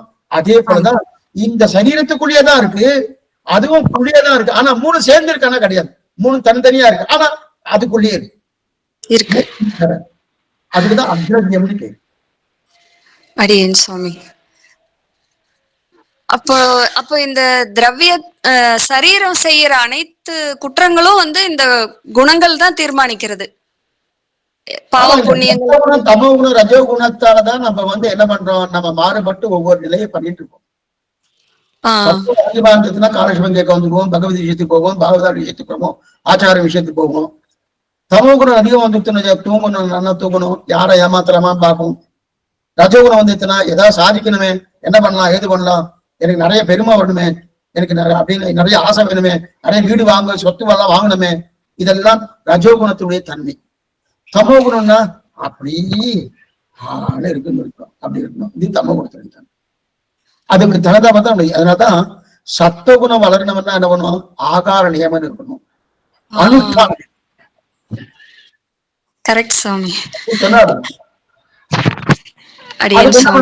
காலட்சேபம் நிறைய கேட்கணும். காலட்சேபம் நிறைய கேட்டாலே அந்த சத்துவகுணம் வந்துடும், அந்த சுபாவம் வந்துடும். அந்த சுபாவம் வந்துட்டு தமோ குணமும் ரஜோ குணம் கொஞ்சம் குறைய ஆரம்பிச்சிடும். குறைஞ்சிட்டாலே நமக்கு எந்த விஷயமா இருந்தாலும் நமக்கு பதட்டப்படவே மாட்டோம். எதுவுமே நமக்கு ஏதாவது வந்துட்டா அதை பத்தி பதட்டம் இருக்கட்டும், இது அவனுடைய சரீரம், அவனுடைய ஆத்மா, அவன் பாத்துக்கிறான், நமக்கு என்ன இருக்கு அப்படின்ற ஒரு நிலை போவோம். அதே பகவானுக்கு எதை வந்தாலும் உடனே பதட்டம் பண்ணணும். அது சத்துவகுணத்துடைய மேலோங்கி இருக்கக்கூடிய தன்மை. பெரிய ஆழ்வாருக்கு அதுதான் அதனாலதான் ஒரு நல்ல ஆண்டு பல்லாண்டு பாடி. அடியேன் சுவாமி. தன்யோஸ்மி சுவாமி. திருவடி சேவிச்சுக்கிறேன் சுவாமி. அடியேன்.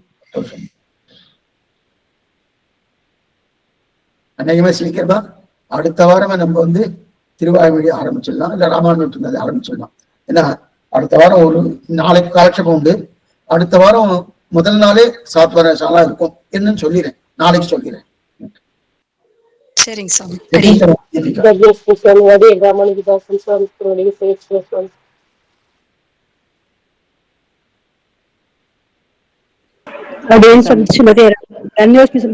சுவாமி எக்ஸாம்பிள்ஸ் எல்லாம் சூப்பரா ரொம்ப நல்லா எடுத்துக்க சொல்றேன் சுவாமி. நீக்கு சந்தோஷம்.